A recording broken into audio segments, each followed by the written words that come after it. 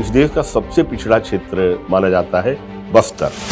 माँ दंतेश्वरी जो है बस्तर की आराध्य देवी है आदिवासियों की। और जड़ी बूटियों का जो पहला ज्ञान मुझे मिला उन्हीं लोगों से मिला। भारत का किसान बहुत मेहनती है, जो कहे उगा के दे देता है। वो किसान खेत में नहीं हारता, भारत का किसान हारता है बाजार में। 42 हर्ब्स ऐसी हैं भारत में जो रेड डाटा बुक में, यानी धरती से खत्म होने वाली। एक जड़ी बूटी भी अगर नष्ट हो जाती है तो दुनिया के सारे वैज्ञानिक मिलकर भी दोबारा उसे रिक्रिएट नहीं कर सकते। तो आप लोग कुछ कर रहे हैं इसको? दूसरे देश की जड़ी बूटी 7,000 करोड़ का कारोबार करके जा रही है, जबकि मेरे यहाँ की हर्बल्स इससे बेटर। आपके पास हेलीकॉप्टर भी ऐसा सुनने को मिल रहा है। हम जो हेलीकॉप्टर खरीदने के निर्णय पे पहुंचे वो जरूरत के ऊपर है। हमको नहीं पता होता है ये जो हर्बल मिल रहा है ये सचमुच हर्बल है या क्या है। हमारे देश में चावल में या दाल में मिलाने के लिए गिट्टियां बनती है, उसके कारखाने होते हैं। बिल्कुल। जब 100 रुपए किलो वाली चीज में हर जगह मिलावट होती है तो आप कैसे उम्मीद करोगे कि हजारों रुपए किलो की सफेद मूसली में मिलावट नहीं होती है। तो हम लोग वैल्यू एडिशन पर लगातार काम किए 2005 से आज 17-18 साल लगा हमें।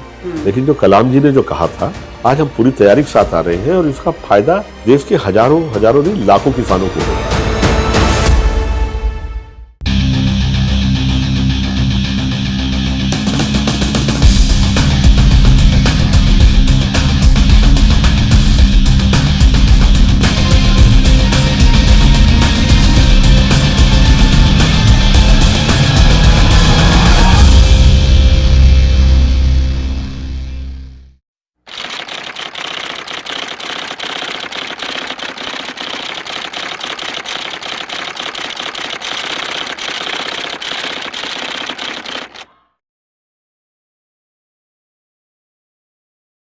स्टार्टअप वाइब्स में आपका स्वागत है।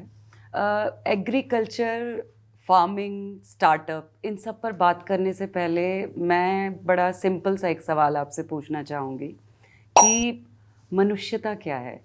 एक बेहतर नागरिक, बेहतर मनुष्य होने के लिए क्या ज़रूरी है? किस तरह से आप देखते हैं इस चीज़ को? धन्यवाद। दरअसल मनुष्यता की बात अगर हम करें कि भाई जानवरों से अलग मनुष्य क्यों है, तो मेरा मानना है कि प्रेम, दया, करुणा, संवेदनशीलता, ये वो गुण हैं जो हमें बेहतर बनाते हैं, जानवरों से बेहतर बनाते हैं। जानवरों में भी कमोबेश प्रेम, परस्पर प्रेम पाया जाता है।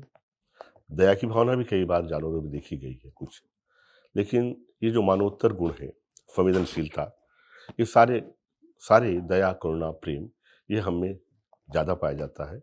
और ये जितना ज़्यादा हो वो उतना बेहतर मनुष्य है, मेरा मानना है। बिल्कुल।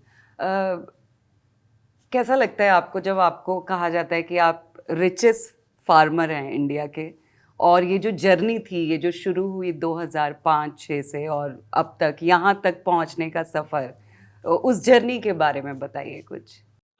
देखिए, रिचेस्ट फार्मर ऑफ इंडिया हाल ही मुझे अवार्ड मिला।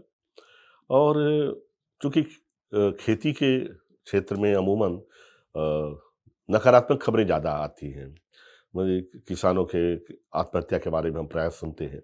ऐसे दौर में जब आप को सफलता का स्वाद मिलता है, सफलता का स्वाद चखते हैं, तो निश्चित रूप से अच्छा लगता है। जी। हालाँकि ये सफ़र कोई परियों की कहानी की तरह सब अच्छा ही अच्छा नहीं था। बहुत उतार-चढ़ाव का सामना हमें करना पड़ा था। और कुल मिला के आज हम देखते हैं पीछे मुड़ के, अच्छा लगता है कि कई मुकाम उतार-चढ़ाव के बावजूद हम आगे ही बढ़े हैं और आगे अभी बहुत कुछ करना बाकी है। मैं, जैसे आपने कहा कि बहुत मुश्किलों का सामना करना पड़ा, मैं उन्हीं मुश्किलों के बारे में जानना चाहती हूँ कि वो जर्नी जब शुरू हुई तो मुश्किलें किस तरह की थी? देखिए, इसको समझने के लिए पहले तो यूँ समझें कि जर्नी शुरू कहाँ से हाँ, हुई। हाँ, बिल्कुल। चूँकि इस देश का सबसे पिछड़ा क्षेत्र माना जाता है बस्तर, जो कि छत्तीसगढ़ में है, पहले मध्य प्रदेश में हुआ करता था। और बस्तर का भी सबसे पिछड़ा क्षेत्र जो है उनमें से एक है दरभा, दरभा विकासखंड, जो कि अगर आप लोगों को ख्याल हो, सन 2013 के में नक्सली मूवमेंट में करीब 32 कांग्रेसी नेता मारे गए थे। तो ये जिस जगह जिसे झीरम घाटी कहते हैं दरभा, मैं उसी जगह जहाँ ये कांड हुआ था उसी के बगल में ही स्कूल में पढ़ा हूँ। और जिस जगह ये घटना हुई वहाँ हम लकड़ी बीनने जाया करते थे। जो स्कूलों में जो दलिया बनता था, अपराह्न भोजन बनता था, उसके लिए लकड़ी के चूल्हे पे बनता था, तो हम लोग लकड़ियाँ बीनने जाते थे। तो बेहद ही पिछड़ा क्षेत्र रहा है वो। और पढ़ाई की अगर बात करें आगे चल के, तो मैं 25 किलोमीटर साइकिल से हम पढ़ने जाते थे। ये प कौन से साल की बात है? ये मैं आपको बता रहा हूँ, हाई स्कूल की बात बता रहा हूँ, कॉलेज की बात बता रहा हूँ। और मैं मिडिल स्कूल में गवर्नर की स्कॉलरशिप मुझे मिली, मैं टॉप किया। तो उस ज़माने में ₹100 महीने की स्कॉलरशिप मिलती थी गवर्नर की, अ, जो एक विशेष कॉम्पिटिटिव एग्ज़ाम होता था जो पास कर लेते थे। तो वो मेरे लिए बड़ी राहत थी, क्योंकि मैं बेहद पिछड़े परिवार, या यूँ कह सकते हैं लोअर मिडिल क्लास में पैदा हुआ। मेरे पिताजी प्राइमरी स्कूल के शिक्षक थे। और उस ₹100 में मेरी पढ़ाई हर महीने की चलती थी, क्योंकि हम हॉस्टल में रह के पढ़ते थे। 70-75 मेस चार्ज आता था। यदि वो स्कॉलरशिप नहीं मिली रहती तो शायद मेरी पढ़ाई आगे उस तरह से नहीं हो सकती। फिर हाई स्कूल के बाद हम गाँव से ही आना-जाना करते थे। जगदलपुर कॉलेज में पढ़ना होता था बस्तर में। प्रतिदिन 25 किलोमीटर साइकिल चला के हम आते थे कॉलेज, 25 किलोमीटर चला के जाते थे। और शहर देखने का उन दिनों 10 किलोमीटर, तो इसके अलावा हम शहर भी घूम लेते थे। तो इसी तरह से सफ़र आगे बढ़ा, और बस्तर में ही हमने खेती भी चालू की, क्योंकि बस्तर के रहने वाले हैं, और खेती दादाजी भी करते थे तो हमारे। बीच में रोकना चाहूँगी मैं बस। तो शुरू से ये था कि खेती ही करनी है, फार्मिंग ही करनी है, या कोई सरकारी नौकरी या कोई और नौकरी, ऐसा कुछ नहीं सोचा कभी? नहीं, ऐसा नहीं है। शुरू में तो मुझे भी लगता था कि सरकारी नौकरी करेंगे, और हमारा भविष्य जो है वो एकदम से सुरक्षित हो जाएगा। तो मैंने सरकारी नौकरियों के लिए प्रयास किया। और उस समय आईएएस के बारे में तो वहाँ पे कुछ सोचता भी नहीं था। तो जो भी पीएससी या बैंक ऑफिसर, पीओ के एग्ज़ाम हुए, वो दिया, उनमें सेलेक्ट भी हो गया। उन्हीं बीच कॉलेज प्रोफ़ेसर में भी मेरी नियुक्ति हो गई। तो कई नौकरियाँ लगी। और अच्छा, कॉलेज प्रोफ़ेसर के लिए आपकी नियुक्ति हो गई। तो संविदा पे नियुक्ति हुई थी, और उसी समय बैंक अफ़सर में भी नियुक्ति हुई। तो बैंक अफ़सर का करियर ज़्यादा, क्योंकि स्टेट बैंक की स्पॉन्सर बैंक था, तो वो ज़्यादा आकर्षक लगा। तो नौकरी की ज़रूर, लेकिन अ, कालांतर में कुछ ऐसे मोड़ आए जिसके कारण मैंने नौकरी से रिज़ाइन किया। जब मैं बैंक में गया, और मुझे वसूली का काम दिया गया किसानों से, तो मैंने पाया कि करीब 90% किसान जो है, ट्रैक्टर वाले जो किसान हैं, वो डिफ़ाल्टर हैं। और उनकी ज़मीनें भी नीलाम हो जा रही थी। तो मैं जानना चाहा कि किसान तो बड़े ईमानदार होते हैं, फिर क्या कारण है बैंक का कर्जा नहीं पटा रहे हैं, और क्यों इनके ट्रैक्टर और ज़मीन भी नीलाम हो जा रही है। तो मैंने पाया कि जो खेती कर रहे हैं, ट्रैक्टर देने के पहले उनका स्केल ऑफ फाइनेंस, एक नफ़ा-नुकसान का एक ब्यौरा बैंक तैयार करता है। तो सभी जगह प्रोजेक्ट रिपोर्ट में लिखा रहता था कि ट्रैक्टर खरीद के लाएँगे तो इनको इतना ज़्यादा फ़ायदा होगा, और इससे कर्जा पटा देंगे, किस्त पटा देंगे, ब्याज पटाएँगे, और ये समृ कौन से साल की बात है ये सर? है 90s के दौर की बात है। तो 90-91 की बात है। तो मैंने देखा कि सारे प्रोजेक्ट तो सारे ट्रैक्टर के जितने लोगों को लोन देते हैं, सब में उनको बड़ा फायदा हो रहा है। लेकिन किसानों से जब बात किया तो पता चला घाटा हो रहा है। तो फिर मैंने एक्चुअल इकोनॉमिक्स देखने की कोशिश की कि सही में किसानों को घाटा हो रहा है या फायदा। तो मैंने पाया जो स्केल ऑफ फाइनेंस जो नाबार्ड बना के पूरे बैंकों को देता है कि प्रति एकड़ में ये लाभ होता है, ये नुकसान होता है, ये खर्चा होता है। उसी के हिसाब से लोन के लिए भी देता है। तो मैंने पाया कि वो उसमें बड़ी आँकड़ों में बड़ी खामियाँ हैं। तो मैंने नाबार्ड को एक पत्र लिखा कि सर, आप तो बैंकों के बैंक हो, सभी बैंकों को गाइडलाइन देते हो, लेकिन आपका जो स्केल ऑफ फाइनेंस है, इसमें बड़ी खामियाँ हैं। तो फिर उस समय जो डायरेक्टर हुआ करती थी रंजना कुमार, जो बाद में विजिलेंस कमिश्नर भी बनी, उन्होंने देखा कि भाई कौन आदमी बस्तर से कोई बैंक अफ़सर लिख रहा है। कुछ उसमें उनको लगा भी कि कुछ फैक्ट भी हो सकता है क्या, तो उन्होंने बुला भेजा मुझे। फिर मैं गया और वहाँ मैंने प्रेज़ेंटेशन दिया, उन्होंने कहा प्रूव करो, आपने लिख के भेजा है कि प्रूव करो कि कैसे घाटे का सौदा है। तो मैंने प्रूव किया। तो उन्होंने कहा, फाइनली सारे अफ़सरों को बुलाया एक दिन और सबके सामने प्रेज़ेंटेशन देने के लिए। लेकिन चलते समय उन्होंने कहा कि त्रिपाठी जी, आपने बहुत अच्छा प्रूव किया कि ये घाटे के सौदे बन गए खेती, लेकिन समस्या तो आपने उठा दी, इसका हल भी आप ही को ढूँढना चाहिए। तो that was the turning point. मैंने सोचा कि हाँ, अगर खेती घाटे का सौदा बन गया है तो इसे मुनाफ़े का सौदा कैसे बनाया जाए? फिर मैं लौट के आया और 2-3 महीने मैंने टाइम लिए सोचने में, और फिर मैंने रिज़ाइन किया बैंक के ऑफ़िसर की नौकरी से। हुँ। और खेती मैं पहले से भी करता था, बताना चाहूँगा। हुँ, हुँ। बचपन से भी खेती किया, क्योंकि घर में भी खेती होती थी, दादाजी भी करते थे। वो भी अच्छे प्रोग्रेसिव फार्मर थे। लेकिन वो पॉइंट था जब मैंने तय कर लिया कि अब मैं केवल खेती करूँगा। उसके पीछे और भी कई कारण थे। एक तो नक्सलाइट मूवमेंट हमारे यहाँ टॉप पे था उस समय, और हर युवा जो है वर्दी का और गन का एक जो ग्लैमर होता है, तो मुझे लगा कि सब युवा नक्सलाइट मूवमेंट में जा रहे हैं और उनके पास रोजगार का भी कोई विकल्प नहीं दिखता था। फिर हमारे बस्तर के आदिवासी पलायन भी, माइग्रेशन बहुत करते हैं, पलायन भी करते हैं। तो मुझे लगा अगर हम खेती को यहाँ प्रॉफिटेबल बना देंगे, लाभदायक बना देंगे, तो दोनों चीज़ें होंगी। एक तो युवा वर्ग अराजकता की ओर नहीं जाएगा। दूसरा, उन्हें अपनी ज़मीन छोड़ के अपना घर-बार छोड़ के बाहर भी नहीं जाना पड़ेगा। तो मुझे लगा कि इन 2 बिंदुओं पे मुझे अब शुरू करना चाहिए। वहीं से मैंने खेती को 100% दे के करना शुरू किया। और कितना एरिया था आपके पास तब, जब जितने में आपने शुरुआत की, कितना खेत था? देखिए, हम मझोले किसान थे, हुँ, हुँ। करीब 20-25 एकड़ ज़मीन थी हमारे पास। हुँ। लेकिन हमारे पिताजी ने कहा कि भाई, ये आप अपने नए प्रयोग केवल 5 एकड़ से शुरू करिएगा, उससे ज़्यादा नहीं, हम जो कर रहे हैं वो करने दो।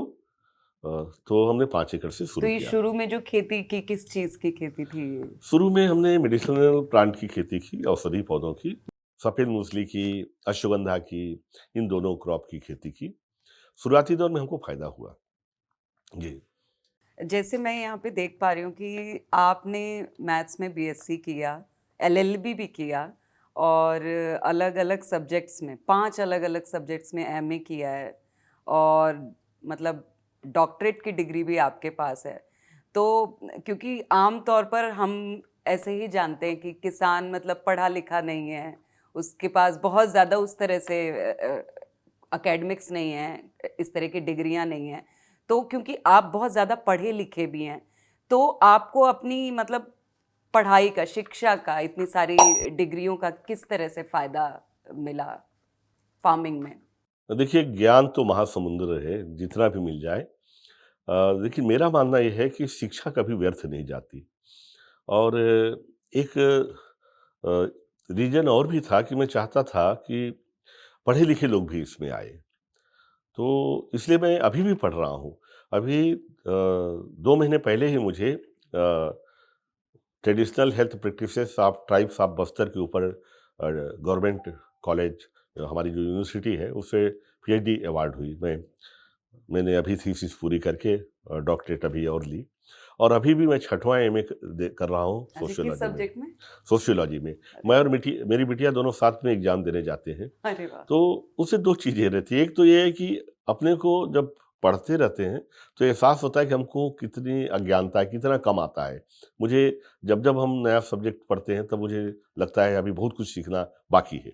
दूसरी चीज़, खेती-किसानी भी ऐसी चीज़ है, जो हमेशा उसमें आपको स्टूडेंट बने रहना होता है। अभी हमने इस साल सीखा कि काली मिर्च में यदि सिंचाई अगर गर्मी के दिनों में कर दिया जाए, तो उत्पादन कम होता है।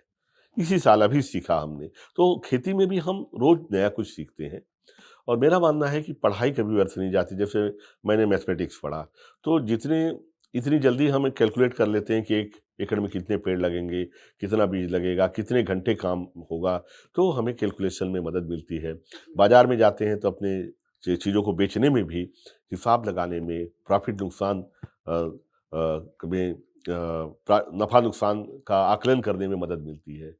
बल्कि इकोनॉमिक्स में एमए करने के कारण ही मुझे खेती का नफ़ा-नुकसान या जो एग्रोनॉमिक्स निकालना में मुझे मदद मिली। सोशियोलॉजी और में एमए करने से वहाँ के ट्राइबल के साथ कैसे मिल के हम उनके साथ मिल के काम कर सकते हैं, उन बिंदुओं को समझने में मुझे मदद मिली। तो शिक्षा मेरा मानना है कभी व्यर्थ नहीं जाती, हर एक को जिंदगी भर स्टूडेंट बने रहना चाहिए। बहुत सुंदर बात कही आपने।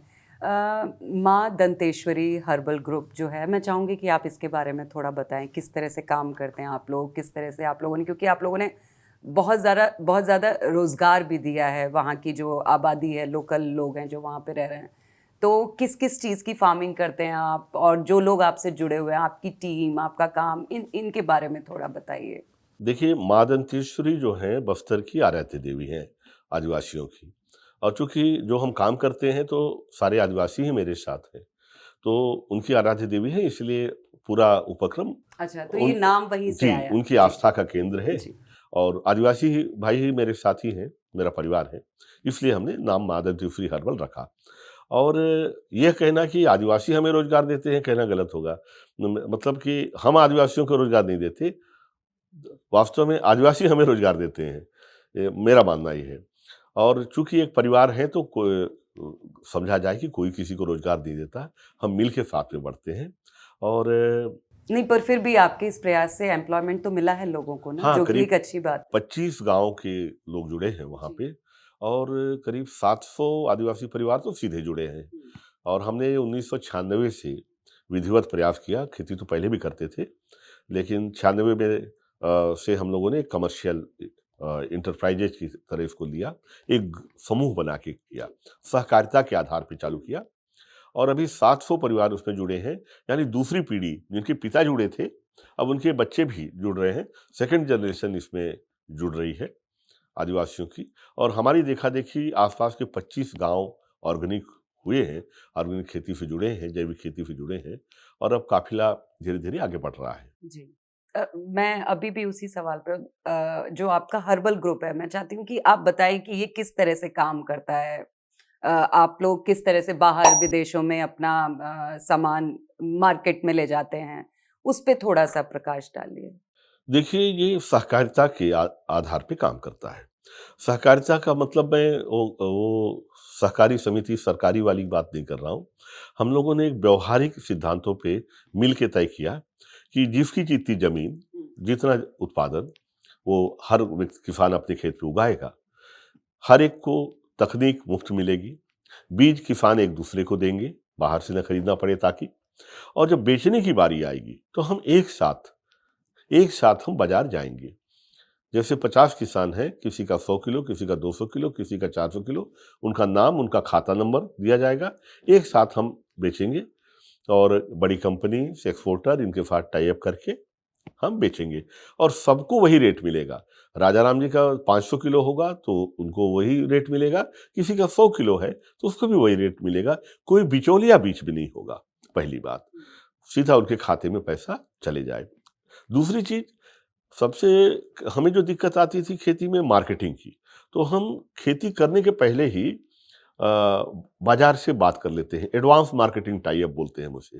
जो बड़ी कंपनियां हैं, जो प्रोडक्ट बना रही हैं, मैन्युफैक्चरिंग यूनिट्स हैं, या एक्सपोर्टर हैं, या कोई इंपोर्टर आता है बाहर से, तो हम उससे एडवांस में टाई अप करते हैं कि हम फसल उगा ही रहे हैं आपके लिए, और आप रेट हम पहले से बैठ के तय कर लें, बाजार में जो भाव चल रहा है उसके आधार पे।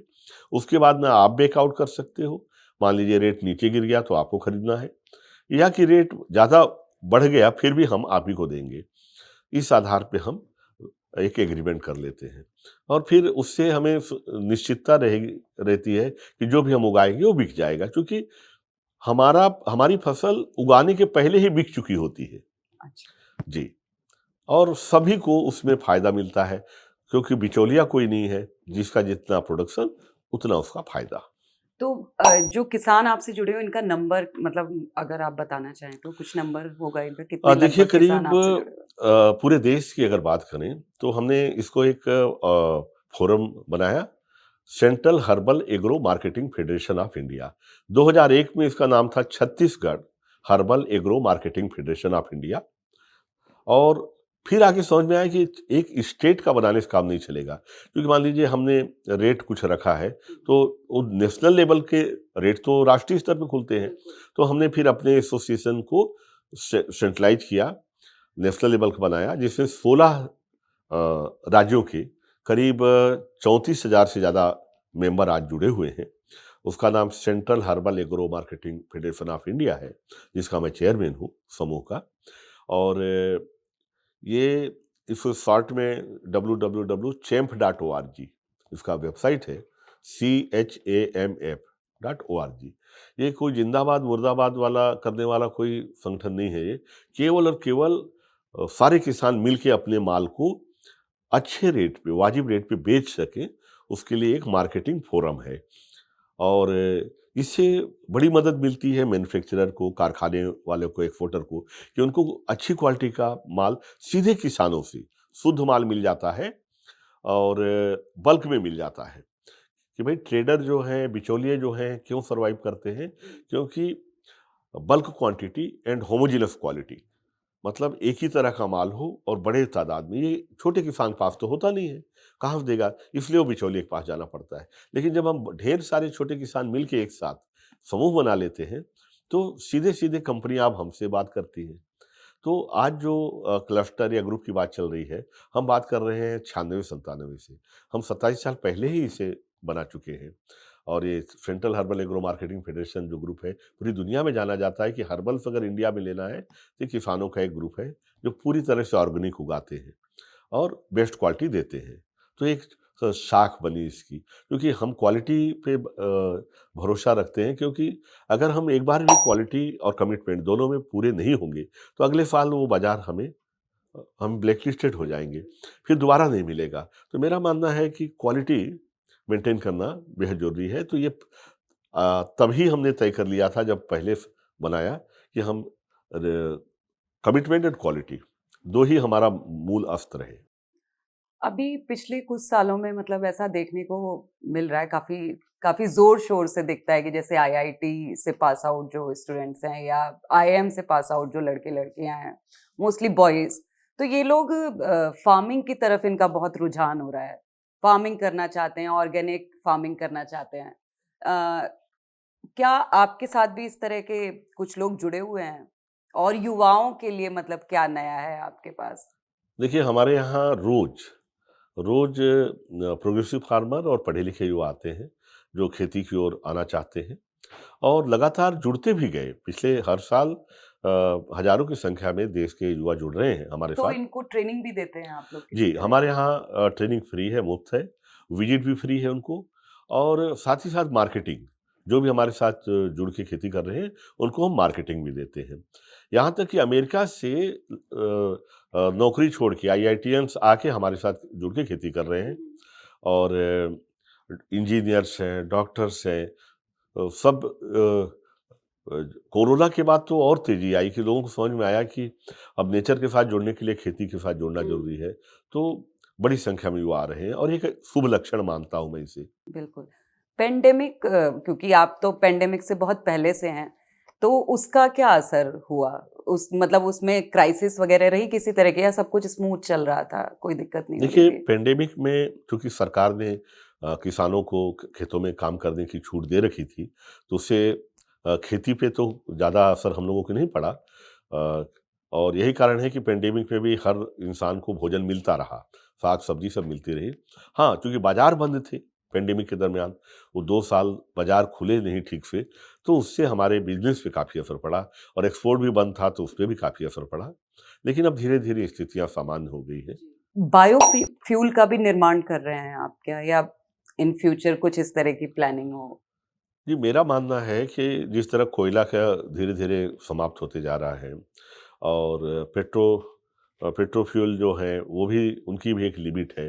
वो जी। भी मतलब ऐसा नहीं है कि वो कभी ख़त्म ही नहीं होंगे। तो हम लोगों ने प्लांटेशन किया हुआ है और रिन्यूएबल एनर्जी पे काम कर रहे हैं कि जो ऐसा प्लांटेशन करें जो फास्ट ग्रोइंग हो और उनकी ब्रांचेस को हम पैलेट फॉर्म में करके थर्मल एनर्जी में कन्वर्ट करें। तो उस पे हम काफ़ी काम कर रहे हैं।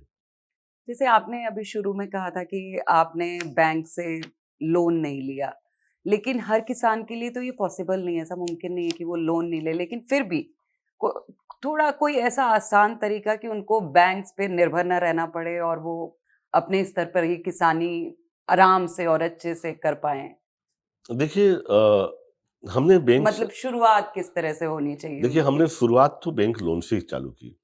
सबसे पहले हमने 25 लाख लोन लिया बैंक ऑफ इंडिया से, पटाया, उन्होंने एप्रिसिएशन लेटर दिया।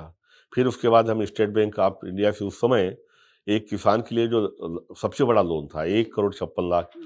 किसी सिंगल फार्मर के लिए 91 में, सबसे बड़ा लोन हमने लिया और 2001 में, और उसे भी पटाया। लेकिन अ, दिक्कत ये आई कि जो बाज़ार है भाव है अचानक गिर गया। जैसे हम मूँगफली की खेती कर रहे थे, जब हमने खेती शुरू की थी, उस समय मूँगफली का जो रेट था, वो स 1500-1600 रुपए किलो था, और जब हमारा उत्पादन आया बाज़ार में, तो 400 रुपया किलो हो गया, यानी 1/4 हो गया। अब हम 400 रुपए किलो में बेचते, तो हमारी ज़मीनें नीलाम हो जाती। लेकिन बैंक का नियम है कि बिल्कुल इस तारीख को आपको पटाना है, कट ऑफ डेट जून है, उसके बाद आप एनपीए हो जाएँगे, तो आपको पटाना ही है। तो बड़ी दिक्कत आई। वही 1600 रुपए के हिसाब से खेती किया और 400 रुपया रेट हो गया। छोटे किसान जो और थे वो तो काफ़ी बर्बाद हुए, बड़ी दिक्कत में आ गए, और हमारी भी ज़मीनें नीलाम हो गई। तो तब हमें समझ में आया कि भई बैंक जो है सभी लोगों सभी कर्जदारों को एक ही तरफ समझती है, और कर्ज लेना बैंक के में अभी भी कठिन है। आप एक कार खरीदने जाएँ तो बड़े आसानी से मिल जाती है कार। आप सैलरी सर्टिफ़िकेट दिखा दीजिए, तो मिल जाएगा। अब किसान के पास तो सैलरी सर्टिफ़िकेट होता नहीं है, वो अगर ट्रैक्टर खरीदने जाता है, तो उसकी ज़मीनों के पेपर, टाइटल डीड, एफ़िडेविट, फिर उसको मॉर्टगेज करना पड़ता है तहसील में जाके बैंक के फ़ेवर में, मतलब बड़ी लंबी प्रक्रिया है। तो मेरा मानना ये है कि हालाँकि अब सरकारों ने कई जगह पे सस्ते लोन किसानों को मुहैया करवा रही है, बट वो कोऑपरेटिव बैंक के थ्रू है। हुँ। नेशनलाइज्ड बैंकों में अभी भी पेपर फॉर्मेलिटी बहुत ज़्यादा है, और हमारा किसान उतना पढ़ा-लिखा नहीं है, तो मेरा मानना है फाइनेंस के सिस्टम को सरल किया जाना चाहिए। हमने तो ये तय किया कि जब हम काफ़ी सफ़र किए, तो हमने तय किया कि हम अपने आप को इस तरह से बिल्डअप करें, किसान अगर समूह बना लेते हैं, तो जो सक्षम किसान है, वो जो कमज़ोर किसान है उसको मदद कर दे। जैसे मान लीजिए कि काली मिर्च हुँ। उगाया है, और काली मिर्च का रेट अभी 300 रुपए चल रहा है। जबकि हमको मालूम है 3 महीने बाद हर साल बढ़ता है, फिर 500 हो जाएगा। तो हम 2 महीने रुकते हैं। हम कहते हैं आप पहले से मान लो कि फसल आपकी 8 महीने नहीं 10 महीने की है, 2 महीना आप और रुको। जी। मान लीजिए फिर भी कोई छोटा किसान है, तो नहीं रुक सकता, उसे बेटी की शादी करनी है या बच्चे के स्कूल भर्ती करना है, तो उसको तो 300 में बेचना पड़ेगा, और 100 रुपया प्रति किलो घाटा होगा तो वो बर्बाद हो जाएगा। तो उससे हम आपस के किसान ही मदद कर देते हैं कि ठीक है भाई, 300 के हिसाब से भी रख लो, माल नहीं बेचो, और जब 400 का रेट हो जाएगा, तब हम सब जब साथ में बेचेंगे तब बेचना। उस समय हम आपका ये 300 रुपया का जो है, जो आपको पैसा दिया है उस समय हम काट लेंगे। तो हम ढेर सारे किसान आपस में मिलके अपना एक छोटा-सा रिज़र्व फंड रखते हैं, जिससे जो मजबूर किसान है, उसकी मदद कर देते हैं। तो ये एक मॉडल जो है, इसमें उनका काम भी चल गया, उनको घाटा भी नहीं हुआ, किसान सुसाइड करने या बर्बाद होने की स्थिति नहीं आई, और हमारा भी कुछ नुकसान नहीं हुआ, हमारा पैसा एश्योर्ड है, माल रखा हुआ है, माल बिकेगा, पैसा हमको मिल जाएगा 2 महीने बाद। तो इस मॉडल पे हम लोग काम कर रहे हैं, और इस पे लोगों को फ़ायदा भी हो रहा है, और हमें भी संतुष्टि मिलती है। अभी तो हमने फार्मिंग पर बात की, एग्रीकल्चर पे बात की, आपके पास्ट और बहुत सारी चीज़ों पे हमने बात किया। लेकिन जैसा कि अ, आपने ही बताया हमें और बहुत सारी जगहों से सुनने और पढ़ने को भी मिलता ही रहता है। तो आप लगभग 34 कंट्रीज़ में विज़िट कर चुके हैं अपने इस स्टार्टअप को लेकर के। और फार्मिंग के चैलेंजेस अलग हो जाते हैं, एग्रीकल्चर के अलग हो जाते हैं। लेकिन जब आप अपने किसी भी प्रोडक्ट को या अपनी किसी भी चीज़ को एक स्टार्टअप की तरह बिल्ड करना चाहते हैं, तो उसके चैलेंजेस और ज़्यादा बढ़ जाते हैं और थोड़े और अलग होते हैं। तो मैं चाहूँगी कि आप अपनी ये जो आपकी विदेश यात्राएँ रही हैं और उसके साथ ही इसको स्टार्टअप के रूप में बिल्ड करने में किस तरह के चैलेंजेस आपको फेस करने पड़े? जी, दरअसल जो 34 देशों की यात्राएँ मैंने की, वो कोई टूरिस्ट विज़िट नहीं थी। वो मैंने कोई शहर नहीं देखे, कोई दर्शनीय स्थल या पर्यटन स्थल नहीं देखे। मैं केवल उन देशों के खेत किसान और उनके एग्रो मार्केट्स वही देखे कि आखिर वो क्या कारण है कि जो डेवलप कंट्री में किसान जो है वो इतनी अच्छा जीवन स्तर मेंटेन कर रहे हैं खेती करके, और हमारी खेती में क्या कमी है, हम इतनी मेहनत करते हैं बावजूद इसके हमें फ़ायदा नहीं होता। तो यही समझने के लिए मैं इन देशों की यात्राएं की, और साथ में जो हम जड़ी बूटियां उगाते हैं उनको बेचने के लिए अंतर्राष्ट्रीय मार्केट ढूंढने के लिए भी हमने की। स्टार्टअप के रूप में सबसे जो चैलेंजेस की बात होती है कि भाई, एक तो आपका बिजनेस प्लान मजबूत होना चाहिए, सही होना चाहिए। दूसरा, आपकी यूएसपी कुछ होनी चाहिए कि क्या कारण है कि वो आपकी चीज़ को ले, प्रोडक्ट को ले। तो हमने तय किया कि भाई हमारी यूएसपी क्या हो, तो हमने देखा कि सर्टिफाइड ऑर्गेनिक प्रोडक्ट हो। ऑर्गेनिक तो सभी कर रहे हैं, लेकिन ग्लोबल मार्केट में जड़ी बूटियां अगर जा रही हैं तो नहीं चाहते कि जंगल की जड़ी बूटी आए, क्योंकि वहाँ ये मान्यता है यूरोपियन मार्केट में, अमेरिका के मार्केट में, कि जंगल आने वाली पीढ़ियों की धरोहर है। ठीक है, जो हम सो कॉल्ड सस्टेनेबल हार्वेस्टिंग की बात करते हैं कि जंगल से नोच लिया, उखाड़ लिया और जड़ी बूटी बना के, च्यवनप्राश बना के खा लिए, अब जड़ी बूटी समाप्त हो जाएगी, जैसे कि हो रही है। 42 हर्ब्स ऐसी हैं भारत में जो रेड डाटा बुक में है, यानी इस धरती से खत्म होने वाली है, इंडेंजर्ड स्पीसीज में क्लासिफाइड है। अंतर्राष्ट्रीय एक फोरम है, उसने हमें चेतावनी दी कि आपकी 42 जड़ी बूटियां खत्म हो जाएंगी, इसे संरक्षित करिए। तो अब सवाल ये उठता है कि एक जड़ी बूटी भी अगर नष्ट हो जाती है तो दुनिया के सारे वैज्ञानिक मिलके भी दोबारा उसे रिक्रिएट नहीं कर सकते अगर खत्म हो गई इस ग्रह से। तो आप लोग कुछ कर रहे हैं इसको बचाए रखने एग्जैक्टली के लिए? तो हमने क्या किया, हमने उन 42 जड़ी बूटियों में से 36 ढूंढ पाए हैं, और हमने 7 एकड़ क्षेत्र उसके लिए डेडिकेट किया। और जड़ी बूटियां का नेचुरल हैबिटेट क्या है, उनका प्राकृतिक रहवास क्या है, जंगल, जंगलों में पाए जाते थे। तो हमने एक जंगल बनाया, 25 साल लगे उसे बनाने में, और उनमें ये जो 36 दुर्लभ वनौषधि जो खत्म होने वाली हैं, उनको उनके प्राकृतिक रहवास में, नेचुरल हैबिटेट में कंजर्वेशन भी हो, प्रोपोगेशन भी हो, संरक्षण संवर्धन दोनों करते हुए रखा। वहाँ 340 टोटल जड़ी बूटियां हमने संरक्षित की है, और यह मतलब पहला एक इथनोमेटको फॉरेस्ट है जहाँ जो आदिवासी जिन जड़ी बूटियों का उपयोग करते हैं उन जड़ी बूटियों को भी संरक्षित किया हमने, और अच्छा खासा जंगल तैयार हो गया आज के दिन पे। तो जब हम यूएसपी की बात किए, फ्यूचर प्लानिंग की बात किए, तो हमने एक सर्टिफाइड ऑर्गेनिक जड़ी बूटियां उगाना तय किया। 1996 में एक बिल्कुल नई अवधारणा थी, हमने 97 में अप्लाई किया, सन 2000 में भारत के पहले certified organic Grover, medicinal plant के जड़ी बूटियों के पहले सर्टिफाइड ऑर्गेनिक किसान बने हम। और वो हमारा जो खेत है भारत का पहला जड़ी बूटियों का सर्टिफाइड फार्म है। और उसके साथ ही साथ हमने ये तय किया कि इसकी क्वालिटी जो है वो बेस्ट हो। तो अब जड़ी बूटियों की क्वालिटी कैसे बेस्ट हो, पहली बात तो जंगल में हो, नेचुरल हो। जैसे सरसों आप मीलों मील उगाते हैं, ऐसा नहीं, जड़ी बूटियां ढेर सारे पेड़ पौधों के साथ उगती हैं, बायोडायवर्सिटी के साथ उगती हैं, एक उनका इकोसिस्टम होता है। अकेली जड़ी बूटी नहीं उगती, उसके सारे दोस्त उसके साथ होने चाहिए, तभी उसमें वो औषधि गुण पाए जाएंगे। तो हमने उसको फॉलो किया। फिर वो मैच्योर्ड हो तभी तोड़िए, जंगल में जाएंगे तो उखाड़ लेंगे, चाहे कच्चा हो या पक्का हो, तुरंत तोड़ना पड़ेगा, क्योंकि नहीं तो दोबारा आएंगे तो पकने के लिए छोड़ेंगे तो उनको मिलने वाली नहीं, कोई दूसरा उखाड़ ले जाएगा। तो हम लोगों ने तय किया कि सही तरीके से खोदें, सही टाइम पे उगाएं, मैच्योर्ड जड़ी बूटियां ही लें, फिर ग्रेडिंग करके दें। इनके साथ मौसम का भी कुछ असर होता है इनके ऊपर, या किसी भी मौसम में? नहीं, हर जड़ी बूटी का अपना एक टाइम टेबल है, बिल्कुल, कि इस समय उगेगा, इस समय फलेगा, इस समय फूलेगा, इस समय खत्म हो जाएगा। तो दो तरह के हर्ब्स होते हैं, एक एनुअल होता है जो हर साल बारिश के साथ उगता है, ठंड में खत्म हो जाता है, और दूसरा होता है पेरेनियल हर्ब, यानी जो बड़े बड़े पेड़ होते हैं या लताएं होती हैं, एक बार लगाइए 50-100 साल तक होते हैं। तो हम दोनों तरह की हर्ब्स करते हैं। और हमने जो भारत की जड़ी बूटियां हैं उसको लेके विदेशों में जागरूकता बहुत कम थी, तो हमने करीब 34 देशों में ये जड़ी बूटी के सैंपल झोले में डाल डाल डाल के, जो इंटरनेशनल ट्रेड फेयर होता है वहाँ जाते थे, वहाँ स्टॉल लगाने का उन दिनों का खर्चा 5-5 लाख था।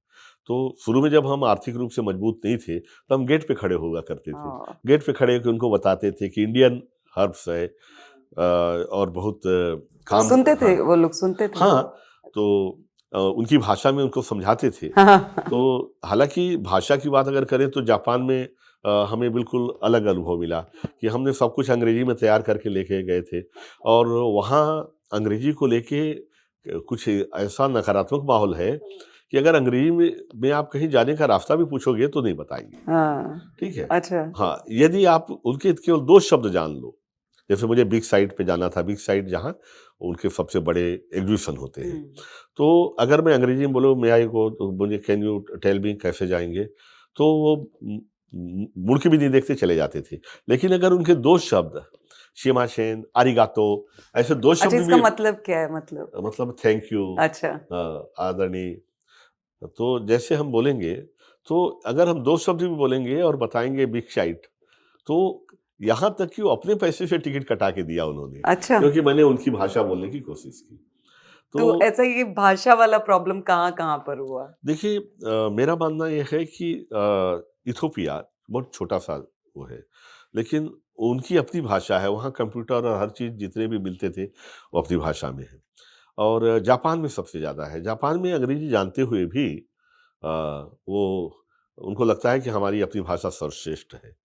तो मैंने जापान में देखा, नीदरलैंड में भी मैंने देखा कि वहाँ कोई भी साइन बोर्ड मुझे अंग्रेजी में नहीं दिखते थे, सब डच लैंग्वेज में है। और फिर जब हम इंग्लैंड गए तो इंग्लैंड का एक अनुभव ज़रूर बताना चाहूँगा कि तब तब तब तक हमने कुछ पैसे कमा लिए थे।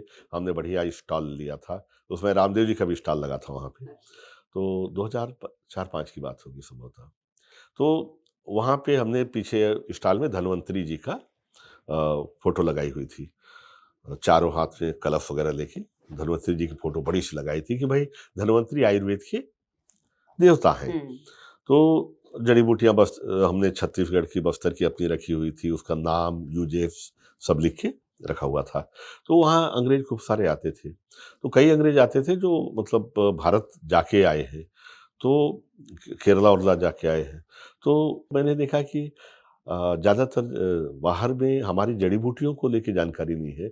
हमारे जो हर्बल मसाज मसाज है, स्पा है, उनको लेके लगता है कि आयुर्वेदा मतलब वही है। हाँ। तो फिर हाँ, मैंने, क्योंकि आप कहीं भी देखते हैं नॉर्मली बैंगलोर, पुणे, मुंबई कहीं भी तो हाँ, हर्बल के नाम पर इसी तरह के मसाज सेंटर्स होते हैं। Exactly, exactly.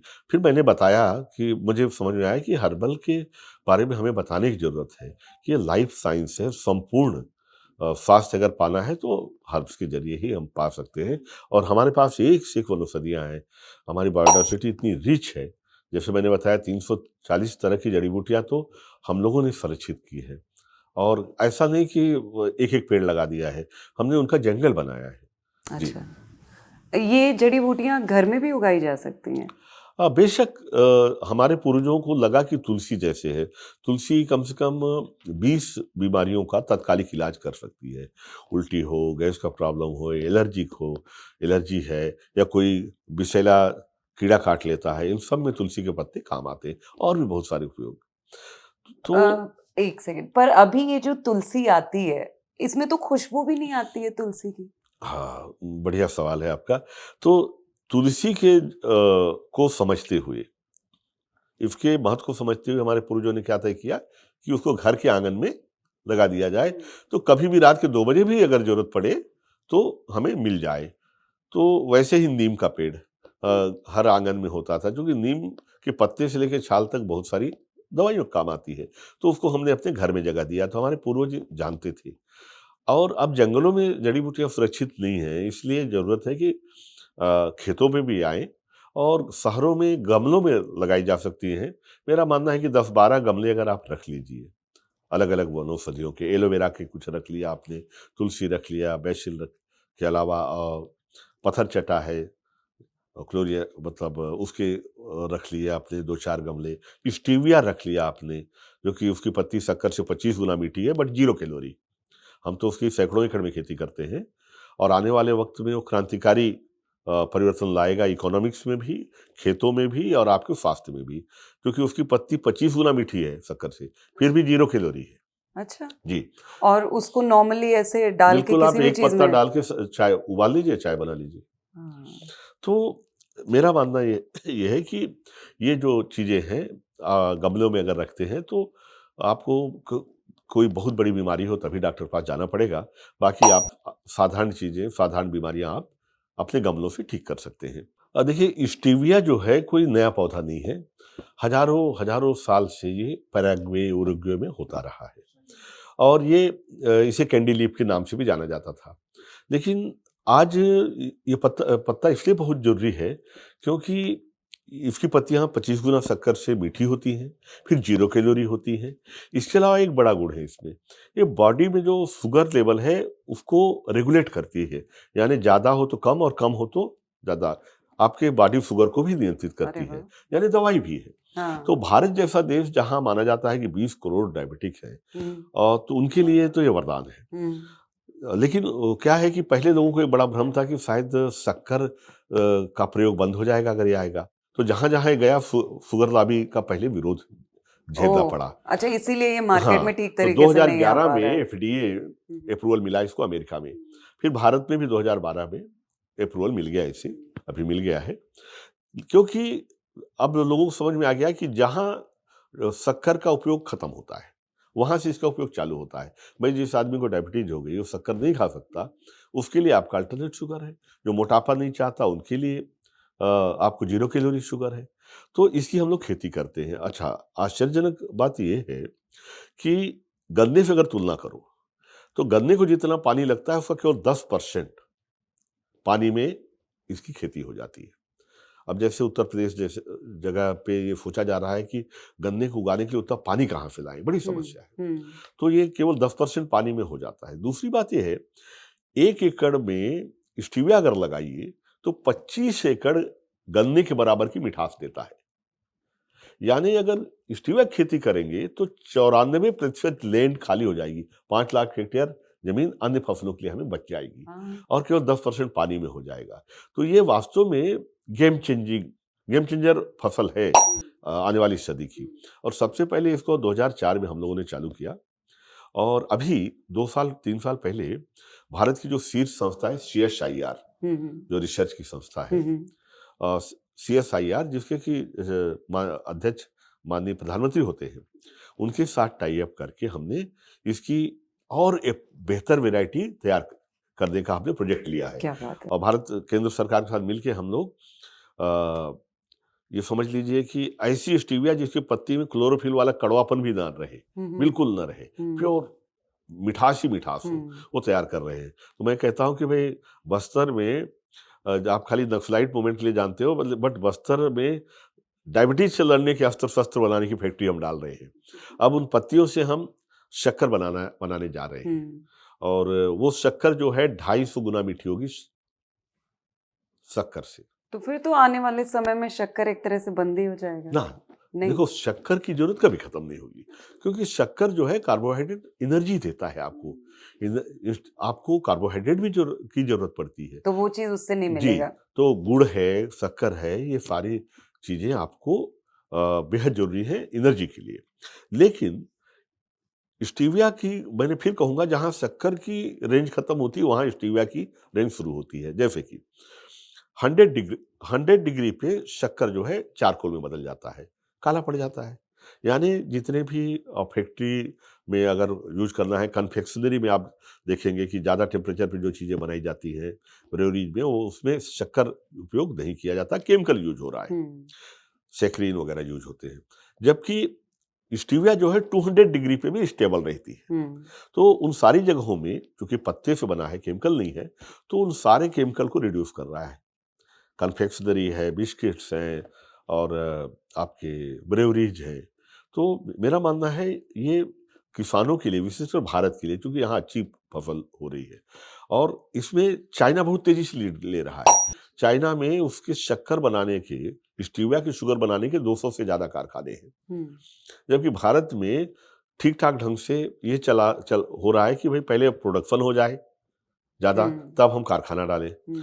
किसान सोचता है पहले कारखाना वाला आके खरीदार खड़े हो जाए तब मैं खेती करूं। तो हुँ। पहले मुर्गी पहले अंडे में उलझा हुआ है मामला। हुँ। लेकिन हम उससे एक कदम आगे बढ़ के खेती कर रहे हैं हम्म। और आदिवासी किसानों को जोड़ा है, और साथ ही हम इससे शक्कर भी बनाने जा रहे हैं। जब ये मार्केट में आएगा तो इसकी कीमत शक्कर से ज्यादा होगी या शक्कर से कम? देखिए, मेरा आकलन है, मेरा अर्थशास्त्र कहता है कि जिसको उगाने में पानी केवल 10% लग रहा है गन्ने से, और जो 1 एकड़ में 25 एकड़ गन्ने के बराबर मिठास दे रहा है, इसकी शक्कर 1 किलो 250 किलो शक्कर के बराबर होगी। और है, ऑलरेडी बन रहा है ये शुगर, ये कल्पना में नहीं है, हम्म। 200 फैक्ट्रियां लग चुकी हैं। ये शक्कर के रेट को काफी रिड्यूस कर देगी। फिर मैं कहूंगा, शक्कर को रिड्यूस नहीं करेगी ये, क्योंकि शक्कर या गुड़ जो हम लेते हैं, हमारे शरीर में जो हमें एनर्जी चाहिए ना, एनर्जी का इंस्टेंट स्रोत है, तत्काल शक्कर। एनर्जी। जी हाँ, तो उसके लिए हमेशा आवश्यकता हमें रहेगी। तो इससे इंस्टेंट एनर्जी नहीं मिलेगी? हाँ, ये एनर्जी नहीं देता ये, लेकिन उन लोगों के ये लिए सिर्फ मीठापन देगा किसी भी चीज मीठापन में? देता है। हमारे बॉडी के मेटाबॉलिज्म में ये पार्टिसिपेट नहीं करता, अच्छा। और मिठास देके चले जाता है। तो वो लोग जो मोटापे से ग्रस्त हैं, वो लोग जो डायबिटीज से पीड़ित है, उनकी जिंदगी में मिठास घोलने का, जिनकी जिंदगी में मिठास है नहीं, बेचारे, आप डायबिटीज के मरीज आप देखते हैं, कभी करेला का जूस पी रहा है, इतना कड़वा, कभी नीम के पत्ते खा रहा है कि ठीक हो जाए, उसकी जिंदगी में मिठास, वो मीठी चीज खा सकता है, पहली चीज। साथ ही साथ इसके डायबिटीज को भी मतलब शुगर लेवल को भी कंट्रोल करता है, यानी अलग से दवाई की भी जरूरत नहीं पड़ती।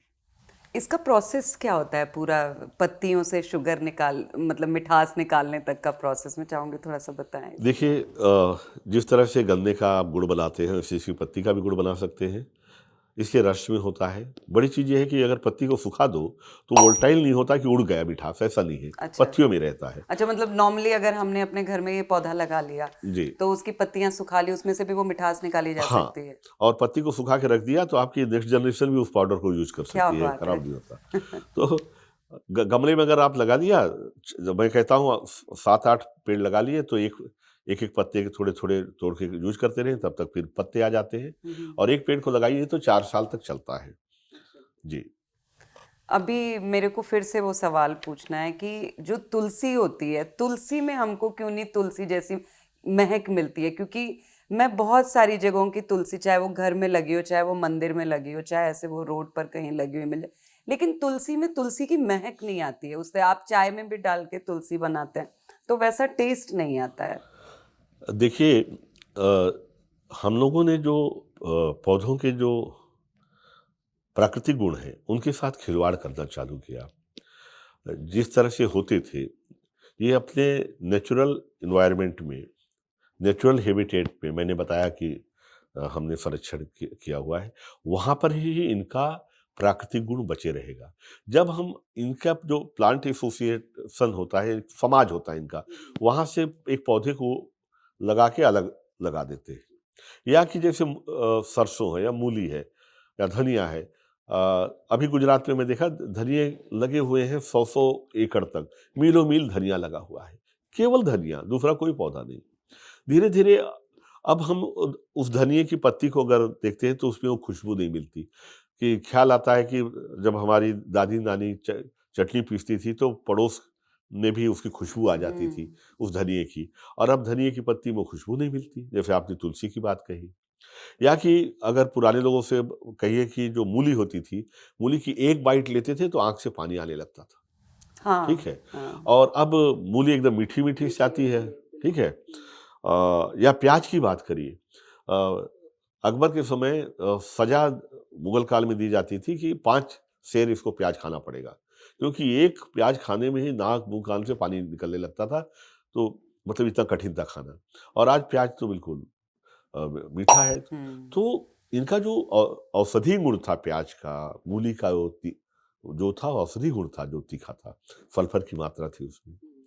और धनिया जो है वो भी अपने आप में मेडिसिनल प्लांट है। तो वो औषधि गुण मिक्स हो गया। लेकिन यदि धनिया से एक बार खुशबू चली गई, चल जाएगा।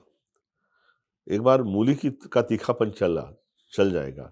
लेकिन औषधि पौधे का जो सर्पगंधा है, सर्पगंधा में जो रिसार्प्सिल पाया जाता था वो मिसिंग हो जाएगा, वो औषधि गुण नहीं रहेगा, जो कि हमारे ब्लड प्रेशर को रेगुलेट करता है। उदाहरण दे रहा हूं मैं, सर्पगंधा से दवाई बनती है ब्लड प्रेशर की। उस पौधे में अगर वो औषधि गुण ही नहीं रहेगा तो फिर हम दोबारा कैसे पैदा करेंगे? वो बड़ा खतरा है। इसलिए औषधि पौधों को ऑर्गेनिक तरीके से उगाना है। और खरपतवार जिन्हें हम समझते हैं ना कि ये तो खरपतवार उगे हुए हैं, मेरा मानना है वो पौधे भी औषधि पौधों के मित्र हैं, उनके साथ ही उसका उगना चाहिए, नेचुरल हैबिटेट में उगने चाहिए वो। तो वो बेहद ज़रूरी है। देखिए, हर कोई तो एक खेत खरीद के फार्मिंग नहीं कर सकता है, लेकिन फिर भी जो लोग अपने घर में, सब आजकल अपार्टमेंट्स में रहते हैं, शहरों में रहते हैं, तो एक हेल्दी, एक स्वस्थ हवा घर के अंदर या बाहर बालकनी में बनी रहे, उसके लिए कौन कौन से पौधे होने चाहिए? देखिए, प्रकृति बहुत दयालु है। जी। प्रकृति ने ढेर सारे पौधे ऐसे दिए हैं जो इंडोर प्लांट्स हैं, जो जैसे नागदबनी है, एलोवेरा है, और भी बहुत सारे पौधे हैं जिनको आप घर के अंदर रखेंगे तो भी आपको ऑक्सीजन देंगे। टेरेस पे रखेंगे, वहाँ पे भी हो जाएंगे। तो मेरा मानना है कि ये हमारी आदत में शुमार होना चाहिए कि प्रकृति से हम रोज लेते हैं। हम खाना खाते हैं, अनाज खाते हैं, नाश्ता करते हैं, प्रकृति से हमेशा लेते हैं, कपड़े पहनते हैं कपास का। तो हमें प्रकृति को देना भी चाहिए, पेड़ भी लगाने चाहिए और अपने आसपास कुछ पेड़ भी उगा सकते हैं। तो ये एक कहने को हो सकता है कि भाई हम नहीं कर सकते, लेकिन मैंने देखा है छोटे छोटे घर में भी अगर आदमी चाहे तो 10-20 गमले तो रख ही सकता हाँ, है, 5-10 गमले रख सकता बिल्कुल। है। तो इसमें तुलसी के अलावा और कौन कौन से पौधे देखिए, होने चाहिए तुलसी जो है, आसानी से मिल जाते हैं? एलोवेरा है, तुलसी है, खुरासानी अजवाइन है जो बड़े फायदे का पौधा है। आपका अश्वगंधा उगाया जा सकता है, साथ में ये स्टीविया की खेती की जा सकती है। इंसुलिन प्लांट उगाया जा सकता है कि एक जिसको अगर डायबिटीज है तो एक पत्ता आधा पत्ता खा लीजिए, दवाई की जरूरत न पड़े। अच्छा, जी। मैं चाहूंगी इस पौधे के बारे में थोड़ा बताएं डिटेल में। देखिए, इस पे टोक्यो यूनिवर्सिटी ने पहले काम किया था इंसुलिन प्लांट पे।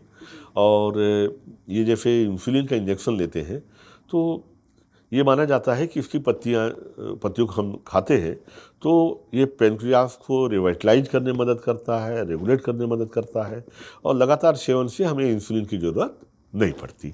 तो डायबिटीज़ को रिवर्स करने में मदद करता है। तो भारत में भी कई वैज्ञानिकों ने इस पे रिसर्च पे काम किया। तो क्योंकि हम तो किसान हैं, हम तो भाई उनके साइंटिस्ट नहीं हैं, हमारी तो नज़र रहती है कि किस पौधे की व्यावसायिक खेती में किसान को फायदा होगा या दुनिया को किस चीज़ की ज़रूरत होने वाली है। तो डिमांड एंड सप्लाई, अगर जिसकी डिमांड होने वाली है उसकी पहले से हम तैयारी कर लें। तो इंसुलिन प्लांट पे हम बड़े पैमाने पे खेती की तैयारी कर रहे हैं। ऑलरेडी हमारे पास करीब 25,000 पौधे हैं इंसुलिन के। जी। जबकि मैंने अभी कहीं पढ़ा था बीच में कि भारत सरकार की सोलन नर्सरी में 400 पौधे हैं और हमने करीब 20,000 पौधे तैयार किए हैं ऑलरेडी। क्योंकि 20,000 पौधे भी भारत जैसे देश में जहाँ 20 करोड़ लोग हो हाँ, तो कोई वो खास खप जाएंगे, जी, खत्म हो कोई खास जाएंगे। मायने हाँ, नहीं रखते। और तो डायबिटीज का पेशेंट तो मुझे लगता है हर घर में होता है, हर घर में किसी ना किसी को डायबिटीज है। मेरा मानना है कि डायबिटीज के लिए हमको केमिकल वाली दवाई की ओर नहीं जाना चाहिए, लेकिन यदि किसी को डॉक्टर ने रिकमेंड किया है तो दवाई भी लेना उतना ही जरूरी है। साथ ही साथ वैकल्पिक चिकित्सा पे भी जाना चाहिए, दोनों साइमल्टेनियसली। ये नहीं कि इसको एकदम से छोड़ दे। बचपन में जाते हैं, जैसे आपने बताया कि आप आदिवासी इलाके में आपका बचपन बीता, आप बड़े हुए, तो वो कैसा एक्सपीरियंस था, क्योंकि उन बच्चों से आप अपने आप को कितना अलग पाते थे? देखिए, जब मैंने होश संभाला तो हमारा जो गांव ककनार है वहाँ इकलौता परिवार था जो ट्राइबल नहीं थे। और रंग रूप में मैं उनसे बिल्कुल अलग दिखता था। तो सबसे पहले तो मुझे तकलीफ ये थी कि वो बच्चे अपने साथ खिलाते नहीं थे मुझे। वो खेलते रहते थे, मैं उनके पास जाता था तो चुप हो जाते थे और मैं उनसे अलग दिखता था थोड़ा। तो मुझे लगता था कि मैं इनके जैसा क्यों नहीं हूँ। मैं यूँ कहूँ कि बड़े हीन भावना से ग्रस्त था मैं। मुझे लगता था भगवान ने मेरे साथ बड़ा अन्याय किया है कि मुझे इनके जैसा नहीं बनाया।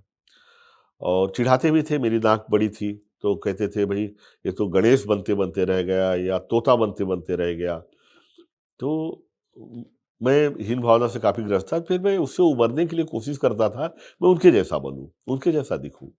तो जैसे वो कमर में एक रस्सी बाँध के लंगोट पहनते थे, तो मैं वैसी पहनने की कोशिश करता था। तो घर में पिटाई होती थी, अरे तू तो ये पूरा आदिवासी बनते जा रहा है ये। तो 2 पार्टों के बीच में था मैं। फिर मैंने देखा कि इनमें जो लड़का बहुत अच्छे से निशाने पे तीर चलाता है, उसको सब प्रशंसा की नज़र से देखते हैं। तो मैंने भी घर में प्रैक्टिस करना चालू किया। तीर धनुष बनवाया और मैं घर के पिछवाड़े में प्रैक्टिस करना चालू किया। धीरे-धीरे उनसे अच्छा निशाना लगाने लगा। तो उनको पहली बार उन्होंने मतलब मुझ में रुचि दिखाई। फिर मैं वो जो कुछ करते थे, मैं उनसे बेहतर करने की कोशिश करता था। पेड़ पे चढ़ने की प्रतियोगिताएँ हो या कोई साँप पकड़ना, उस उससे बड़े अट्रैक्ट होते थे वो लोग। तो या हमारे यहाँ एक तालाब था, उसमें पानी के अंदर डूब के पानी के अंदर-अंदर जाने का हो, तो सबसे लंबा जाने लगा मैं प्रैक्टिस करके, क्योंकि मुझे उनको प्रूव करना था, इम्प्रेस करना था। तो मैं धीरे-धीरे उनकी तरह हुआ और जड़ी-बूटियों का जो पहला ज्ञान मुझे मिला, उन्हीं लोगों से मिला। मतलब मेरे पहले गुरु मैं मानता हूँ, क्योंकि हमारे गाँव में कोई खेल का मैदान जैसी कोई चीज़ नहीं थी। हम छुट्टी होती थी, हम सब जंगल की ओर जाते थे और जंगल मतलब एलिस इन वंडरलैंड टाइप का अद्भुत जगह थी मेरे लिए। वहाँ इस पेड़ की पत्ती को अगर खा लो और इसकी छाल मिला के तो मुँह एकदम लाल हो जाएगा। अच्छा। या इसकी जड़ को खोद के आप कच्चा ही खा लो तो दिन भर भूख नहीं अच्छा, तो लगेगी। ये ख़्याल थे बच्चों की, कहानियाँ थी आपस की, या ना, ना, सचमुच ये ऐसा होता होता था? है। अच्छा। वहाँ पे जंगल की बात बता रहा हूँ मैं, कि अगर एक कंद अच्छा, पाए ऐसा पौधा भी होता है कि उसको जी, खा लें तो भूख ही नहीं भूख नहीं लगेगी? लगेगा मैं आपको। उस पौधे के बारे में भी बताइए तरगरिया थोड़ा। कांदा बोलते हैं उसे, हुँ। तरगरिया कांदा। हाँ। आप खोदिए और इतना इतना मोटे होते हैं उसके कंद, आप बिना उबाले कच्चा खा सकते हो पहली बात, और उसको खाएँगे कैसा तो होता है, टेस्ट में कैसा होता है? टेस्ट में उसमें लसलसापन होता है, जैसे भिंडी में जो हाँ, लसलसापन हाँ, होता है हाँ। वैसा। और मतलब मीठा, तीखा ना कुछ कुछ ख़ास कुछ नहीं, न एकदम कुछ नहीं, सादा? जी, ना कोई स्मेल भी नहीं होती। हुँ। और उसके पत्ते पान के पत्ते जैसे होते हैं, हम उसको पहचानते हैं, हमको से मैंने सीखा बचपन में कि तरगरिया कांदा का पत्ता या उससे मिलते-जुलता, सेम वैसा पत्ता रहेगा लेकिन थोड़ा काला, थोड़ा ज़्यादा डार्क अगर है, तो वो उसको बोलते हैं बरहा कांदा। वो नशीला होता है, उसको अगर खा लिए तो 3 दिन तक सोते रहेंगे आप। अच्छा। अगर जंगल में जाएँ तो पानी कई जगह जंगलों में नहीं पाया जाता, हुँ। तो एक सरई का पेड़ होता है, सरई के कोपल को अगर तोड़ें, तो एक-एक बूँद पानी गिरता है। और 1 चम्मच अगर आप इकट्ठा करके पी लो, तो दिन भर आपको प्यास नहीं लगेगी। तो ये सब अच्छा, हमने उन्हीं से तो उस सीखा। पानी में भी ऐसा पानी, नॉर्मल पानी जैसा टेस्ट होता है? ना, बड़ा कड़वा-सा लगता है हल्का, हाँ, कसेला-सा होता है, हाँ। लेकिन 1 चम्मच, डेढ़ चम्मच अगर पी लेंगे, तो आपको प्यास नहीं लगती। और वो जो कई तरह के कंद होते हैं, सारे कंद आप बिना उबाले नहीं खा सकते, कुछ ही कंद हैं। और वैसे ही कुछ पत्तियाँ होती हैं, अगर बहुत भूख लगी है तो उस पत्ती को आप खा सकते हो। तो ये सारी चीज़ें मैंने उन्हीं से सीखा। और कौन-सा जो मशरूम ज़हरीला होता है, कौन-सा मशरूम कच्चा खा सकते हैं, कौन-सा मशरूम उबाल के खा सकते हैं, ये सब कुछ उन्हीं से मैंने सीखा। और ये उनके लिए आम बात होती है, मतलब पीढ़ी दर पीढ़ी इस नॉलेज को ट्रांसफ़र हुँ। करते हैं, हुँ, हुँ। क्योंकि उनके साथ मैंने सीखा और जड़ी-बूटियों को लेके मेरी रुचि वहीं से जागृत हुई थी और अल्टीमेटली मैं इसकी खेती में आया। और आप देखेंगे जैसे ये कान में देख रहे हुँ, हैं, हुँ। तो मुझे बड़ा शौक था कि वहाँ मैं पे दरअसल पूछने वाली थी कि आपने ये पियर्सिंग भी वहीं से इंस्पायर होकर के करवाया क्या? वहाँ पे हर ट्राइबल्स अपने कान ज़रूर हाँ। छुड़वाता है। तो मुझे बड़ा मन था, लेकिन हुँ। मेरे चाचा जी जो हमारे परिवार के मुखिया थे, वो बहुत स्ट्रिक्ट थे। और वो चाहते थे कि भई सिविलाइज़्ड परिवार के हम लोग हैं, मैं टीचर थे वो भी, हुँ, और हमारा संयुक्त परिवार था, हुँ। तो वो बहुत नाराज़ होते थे। तो मैं कुछ भी अगर आदिवासियों जैसा करता था, तो मैं छुप के करता था। तो मुझे कभी इजाज़त नहीं मिली कान छिदाने की, मैं चाहता था छिदवा लूँ। तो लेकिन जब बड़ा हुआ बाद में, मैंने अपनी इच्छा पूर्ति की, क्योंकि मेरे को मन था, क्योंकि मैं उनके तो बीच किस उम्र में ये पियर्सिंग करवाया आपने? अ, ये तो ये मान लीजिए कि मेरे बच्चे ने जिस दिन कराया, हाँ, हाँ, हाँ। उस दिन मैंने भी करवाया उसके साथ। उसको करवाने लेके गए थे और मैंने कहा भई इसको कितनी तकलीफ़ होती है, हाँ, मैं जानना भी चाहता था और हाँ, मेरे बचपन की से मेरी इच्छा थी, हाँ। तो मैंने किया। और चूँकि मैं वो उन्हीं के बीच पैदा हुआ, पला-बढ़ा और मेरी ज़िंदगी खुली किताब रही उनके लिए। तो उनके जैसे ही मैं एक भोजन करता हूँ, तो उन्हीं के साथ जहाँ काम करते हैं लोग, जहाँ पे दोपहर हो गई, उन्हीं के वो जो खाना खाते हैं वही उन्हीं के साथ बैठ के मैं अभी भी खाता हूँ। बिल्कुल। तो क्या है, मुझे उनके जैसा ही रहना पसंद है। हुँ। क्योंकि मैं ये मानता हूँ कि जो कुछ मुझ में अगर कुछ अच्छा है, तो वो उनकी देन है। पर आप तो किसानों जैसे नहीं दिखते हैं, आप जीन्स-वीन्स पहनते हैं, डेनिम-वेनिम पहनते हैं। हैं, एक किसानों को लेकर के एक हम लोगों को एक धारणा है ना कि किसान होगा तो कुर्ता पहनेगा, धोती पहनेगा। तो ये जीन्स कैसे आ गया? देखिए, जीन्स के पीछे एक अलग कहानी है। कुछ सालों पहले एक आंदोलन हुआ था कहीं किसानों का। कुछ किसान उसमें जो कुछ गोलाबारी वगैरह मारे गए थे। हुँ, हुँ। तो जब ये मामला कोर्ट में पहुंचा, तो हुँ, जो विपक्ष के वकील थे उन्होंने सवाल उठाया कि ये जो मारे गए ये जीन्स पहने हुए थे। तो जीन्स पहना हुआ किसान हो ही नहीं सकता। वो चीज़ मेरे को बाकी इंसिडेंट से लेना देना नहीं, वो चीज़ मुझे ज़रूर क्लिक की कि भाई हमारे दिमाग में किसान को लेके एक छवि बैठी हुई है, और ये छवि बदलनी चाहिए, वरना आने वाली पीढ़ी कैसे जुड़ेगी, कैसे कनेक्ट करेगी इससे। और वे जब बस्तर में खेती को चालू किया, तो उसके पीछे भी मेरी वो सोच थी कि नई जनरेशन इसके साथ जुड़े। तो इसीलिए मैं इंटेंशनली अमूमन अगर कोई सामाजिक कार्यक्रम हो तो जीन्स ज़रूर पहनता हूँ। बिल्कुल। जो बाजार के टूल्स हैं, जैसे बाजार जो है संगठित है। हुँ, सुबह उठते हैं, हेलो हैदराबाद, हेलो अहमदाबाद, आपस में सारे व्यापारी, बड़े व्यापारी बात कर लेते हैं, कहाँ क्या रेट है। ठीक है, वो सब जुड़े हुए हैं। किसान कहीं नहीं जुड़ा हुआ है कि कितना प्रोडक्शन आया, क्या क्वालिटी आई, कितना माल है, कितना बेचना है। तो मैंने कोशिश की कि हम भी आपस में जुड़ के एक साथ मार्केटिंग करें। ठीक है, तो बाजार हमारा शिकार नहीं कर लेता। अगर अकेला कोई फार्मर या छोटा किसान जाता है, तो उनको होमोजेनस क्वालिटी चाहिए, एक तरह का माल चाहिए, तो ट्रेडर से लेते हैं, हुँ, किसान से लेंगे ही नहीं। तो हमने एक फॉर्मेट ऐसा बनाया कि अब बाजार की मांग के अनुरूप हम बेचें। बाजार राजा है, बाजार को जो चाहिए वो गाओ, बाजार को जिस तरह से ग्रेडिंग चाहिए वो हुँ, करके दो, तो निश्चित रूप से बाजार में हम जीतेंगे। हुँ, क्योंकि मैं बार-बार कहता हूँ कि भारत का किसान बहुत मेहनती है, हुँ। और जो कहिए उगा के दे देता है। वो किसान खेत में नहीं हारता भारत का। भारत का किसान हारता है बाजार में। बहुत अच्छी बात कही आपने। मतलब खेत में नहीं हारता है किसान, बाज़ार में बेशक। हारता है। आपके पास हेलीकॉप्टर भी है ऐसा सुनने को मिला है।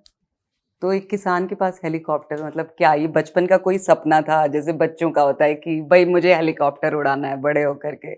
या फिर ये आपके काम की ज़रूरत है? या ठीक है अभी हम एक रिचेस्ट फार्मर हैं तो हम हेलीकॉप्टर भी खरीद सकते हैं? मतलब क्या है इसके पीछे वाली कहानी? देखिए, उड़ने का शौक तो हर इंसान को होता है, सहज शौक होता है। आज भी देखिए, सिर के ऊपर से कोई हेलीकॉप्टर गुजरता है तो हम यूँ ज़रूर देखते हैं। तो ये एक अलग मुद्दा है, लेकिन हम जो हेलीकॉप्टर खरीदने के निर्णय पे पहुँचे, वो ज़रूरत के ऊपर है, इकोनॉमिक्स का सवाल है। और ये छोटा सवाल नहीं है, पूरे देश में जो खेती का प्रोडक्शन करते हैं। देखिए, आज हम बीज जो उपयोग कर रहे हैं, वो अमेरिका जो बीज यूज़ करता है, वही कारगिल कंपनी का बीज हम यूज़ कर रहे हैं। जो खाद वो उपयोग करता है, वही खाद हम भी उपयोग में कर रहे हैं। जो इरिगेशन के मीन्स, ड्रिप इरिगेशन या रेन गन यूज़ कर रहा है, वही हम भी यूज़ कर रहे हैं। बीज वही है, खाद वही है, दवाई वही है, दवाइयाँ भी सारी वही हैं, वही कंपनी है। फिर भी अगर आप पर एकड़ प्रोडक्शन देखेंगे, चाहे धान, गेहूँ, सरसों, किसी का भी, तो हमारा देश का उत्पादन 25% से माइनस है। तो जब मैं इन देशों की खेती को देखा, तो मैंने पाया कि हमारा जो क्रॉप में डिसीज मैनेजमेंट है, बीमारियों को नियंत्रण करने का तरीका है, उसमें खामी है। हुँ। ठीक है? मैं विस्तार से बताऊँगा हाँ, इसको। हाँ, बिल्कुल। ऐसा समझिए कि एक गाँव में 1000 एकड़ ज़मीन है। हर साल कोई न कोई बीमारी आती है। अगर बीमारी आती है, आज आपके खेत में आया, आपने दवाई डाल दी। मैंने नहीं डाली, मेरे खेत में आएगा तब मैं दवाई डालूँगा। या जब मेरे पास पैसे होंगे तो मैं 5 दिन बाद बाज़ार जब जाऊँगा, तो शहर जाऊँगा तो आस-पास के कस्बे से खरीद के लाऊँगा 1 हफ्ते बाद। फिर वो बगल वाला 2 हफ्ते बाद लाएगा। इस तरह से क्या होता है, तब तक इस खेत की बीमारी उस खेत में पहुंच जाएगी।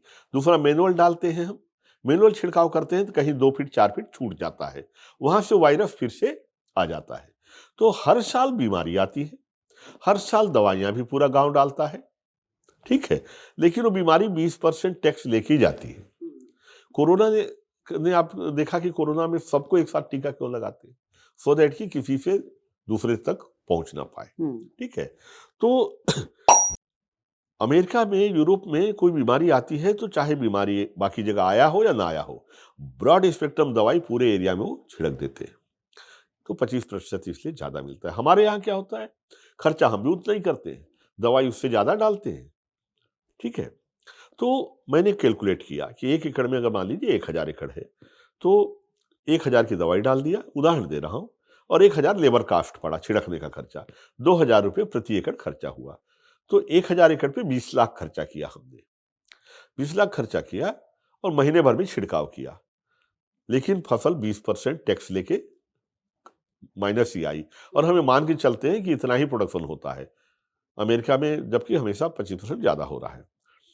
यदि हेलीकॉप्टर से छिड़कते हैं तो हमने पाया कि होमोजेनस अगर स्प्रे कर रहे हैं ब्रॉड स्पेक्ट्रम जैविक दवाई, ऑर्गेनिक दवाई, तो वो केवल 5 से 6 लाख रुपए की दवाई में ही हो जाएगा।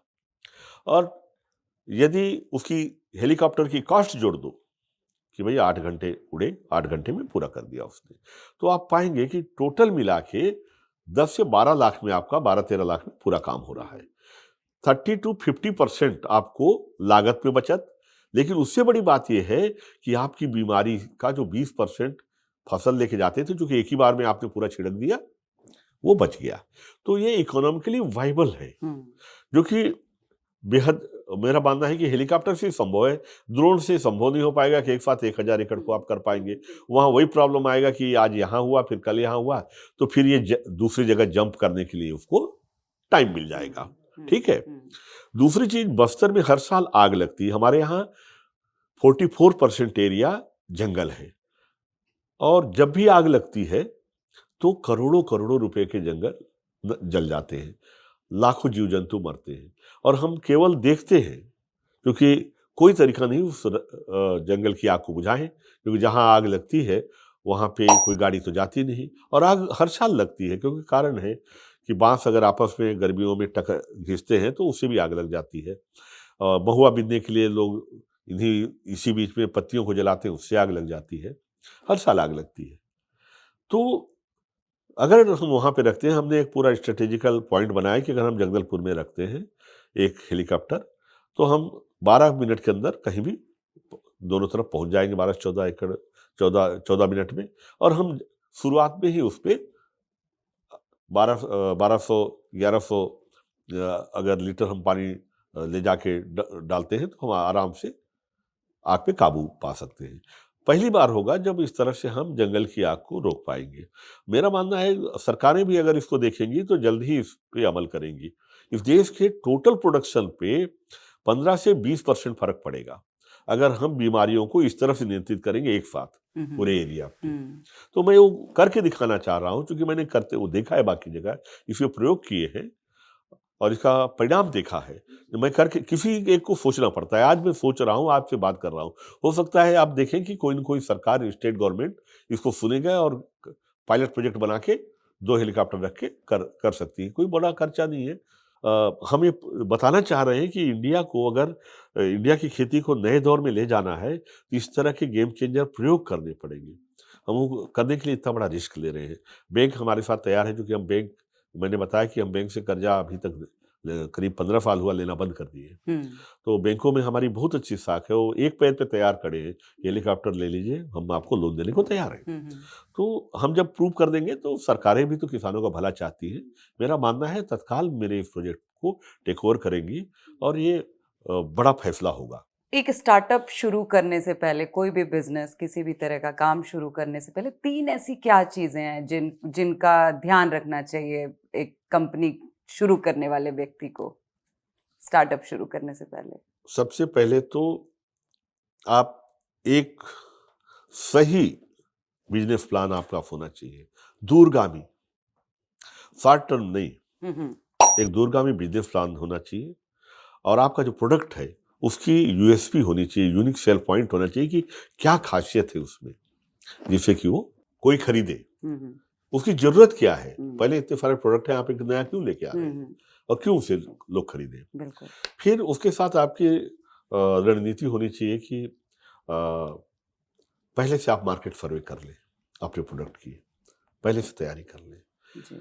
फिर रहा सवाल पूंजी का, पूंजी तो जब से 2016 में स्टार्टअप इंडिया गवर्नमेंट की योजना आई है, हम्म, बहुत सारी ऐसी योजनाएं हैं हम्म, जो स्टार्टअप के लिए मदद दे रही हैं। उनका भी फायदा लोगों को उठाना चाहिए। बिल्कुल। और इसके साथ ही मेरा मानना है कि भेड़ चाल नहीं होनी चाहिए। जैसे एक ने हमारे यहाँ टाइल्स बनाने की फैक्ट्री डाल दी, एक यंग लड़के ने, अच्छा चला, 2-3 साल अच्छे उसने पैसे कमाए, लोगों ने देखा वहाँ अभी 12 टाइल्स फैक्ट्री डली है उस एरिया में। अब 12 डाल दिए तो इसका जो चल रहा था ये भी अब मक्खी मार रहे हैं, 11 तो मार ही रहे हैं, क्योंकि उतनी डिमांड भी तो होनी चाहिए वहाँ पे। ठीक है, तो भेड़ चाल नहीं होनी चाहिए कि सभी वही करेंगे। आपको बाजार को देखते हुए, अपने क्लाइंट को देखते हुए आपको यूनिक प्लान बनाना चाहिए। सर, मैं बहुत सारे फाउंडर से मिलती हूँ और उसमें से मतलब जितने लोगों से मैं मिली हूँ उसमें से आधे से ज़्यादा लोग ऐसे मुझे मिले जिनके साथ मेंटल हेल्थ को लेकर के मतलब बहुत सारी उनके साथ मेरी बातचीत हुई, तो उनके साथ मेंटल हेल्थ वाले इश्यूज बहुत ज़्यादा होते हैं। उसको कैसे फाउंडर्स हैं या जो एंटरप्रेन्योर्स हैं वो कैसे, क्योंकि ये फील्ड ऐसा है ना कि यहाँ पे आपको लगातार सोचते रहना है। आपका आपके शरीर से ज़्यादा आपका दिमाग खर्च हो रहा है यहाँ पे।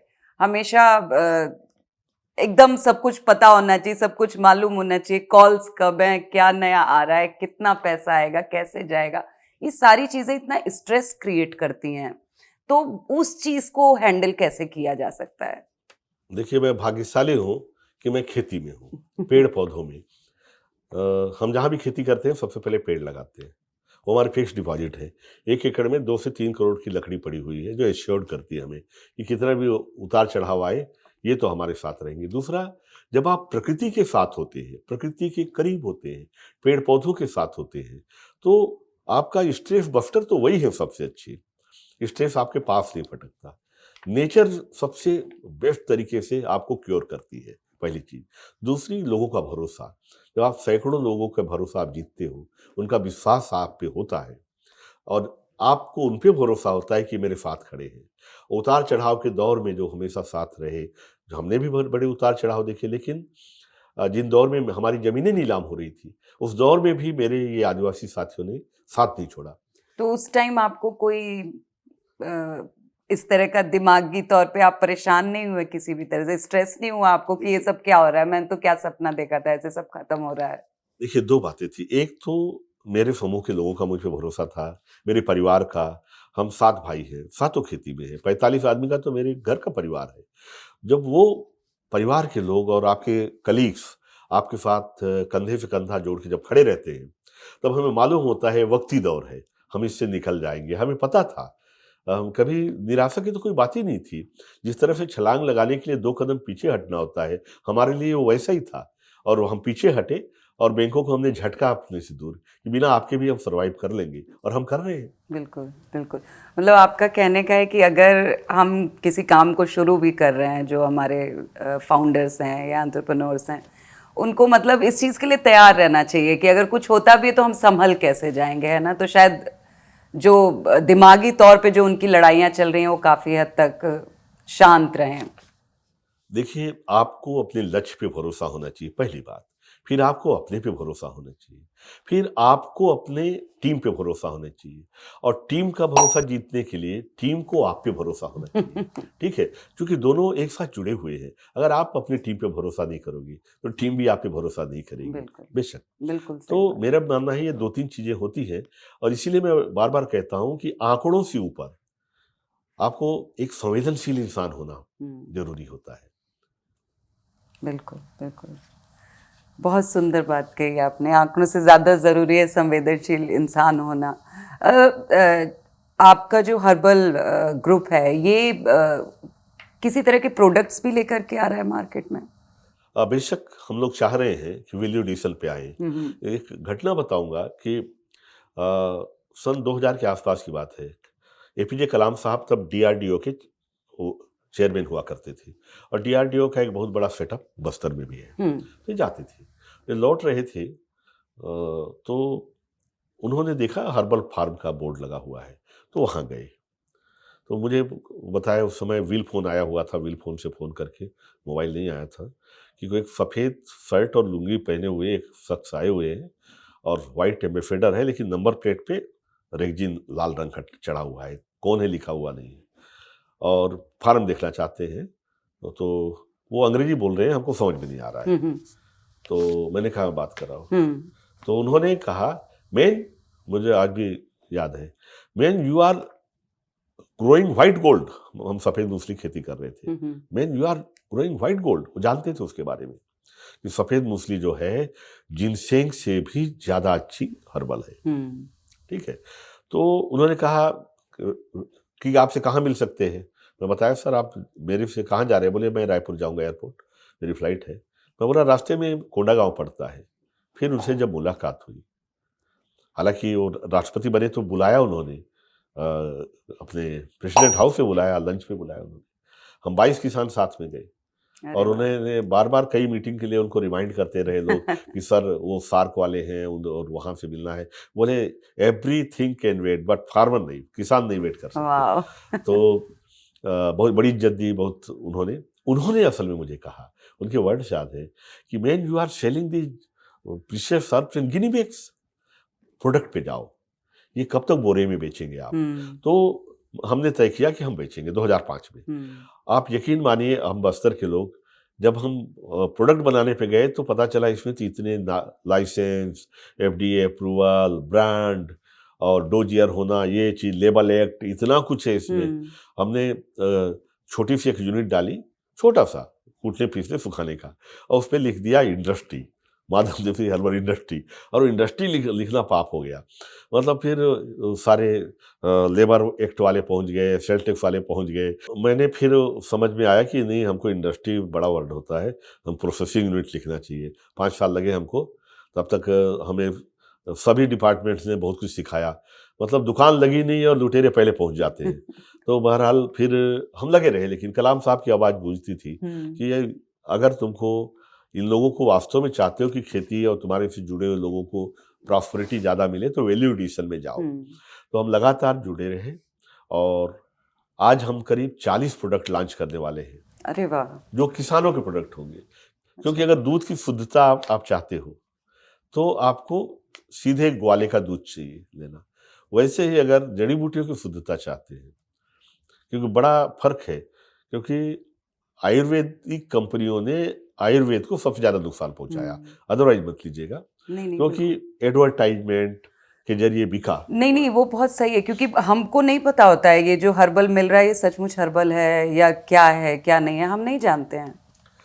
कारण बता रहा हूँ इसको कि देखो, जो कंपनियां आती है नेचुरली प्रॉफिट कमाने के लिए आती हैं, और जड़ी बूटियों में जड़ी मतलब होता है जड़, और बूटी मतलब लीव्स। सुखाने के बाद लगभग सारी जड़ एक जैसे दिखती है, और पत्तियां भी लगभग एक जैसे दिखती है सूखने के बाद। तो पहचान करना बड़ा कठिन होता है जानकार के लिए भी।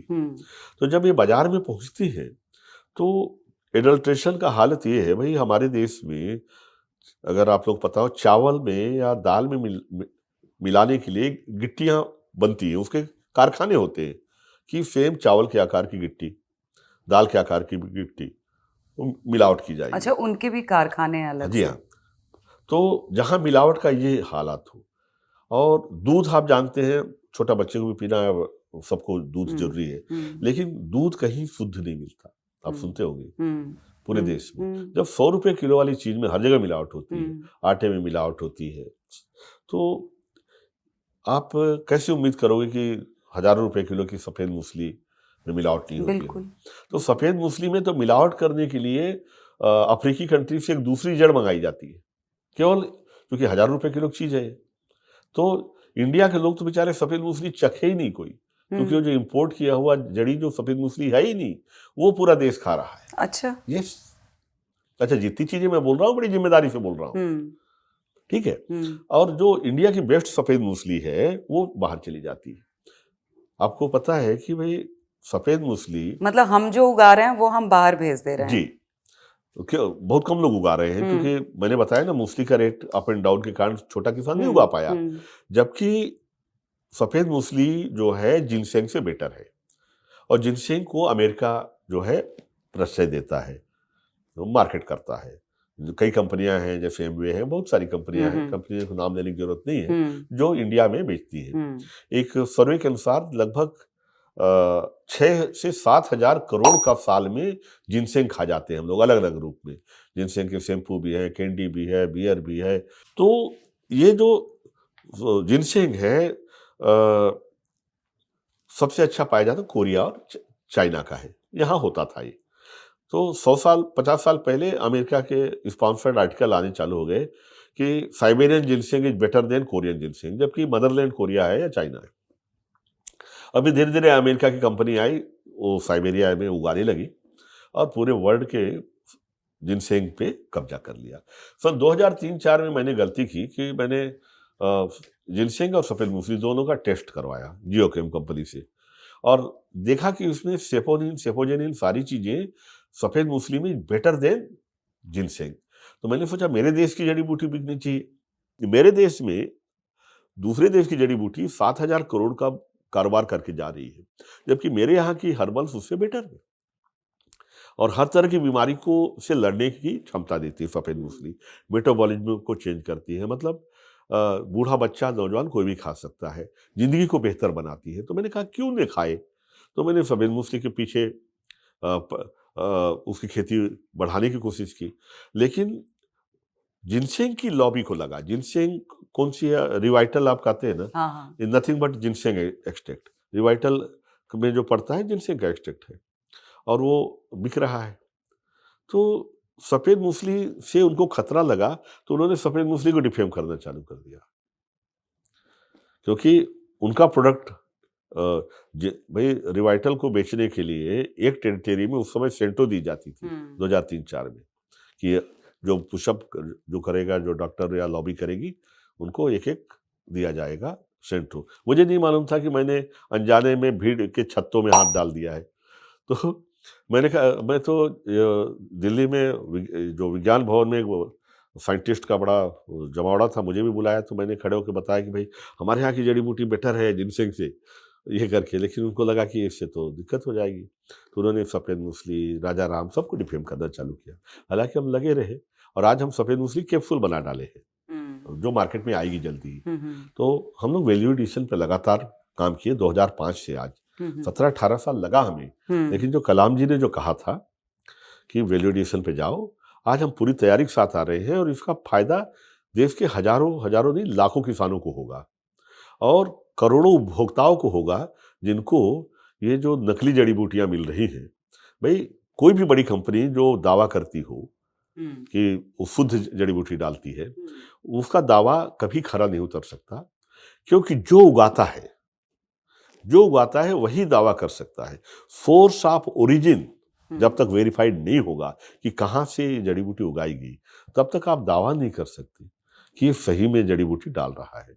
और ये जो मिथ है पूरे विश्व में है, इंडिया में भी है, कि आयुर्वेदिक जड़ी बूटियां बड़े धीरे से काम करती है।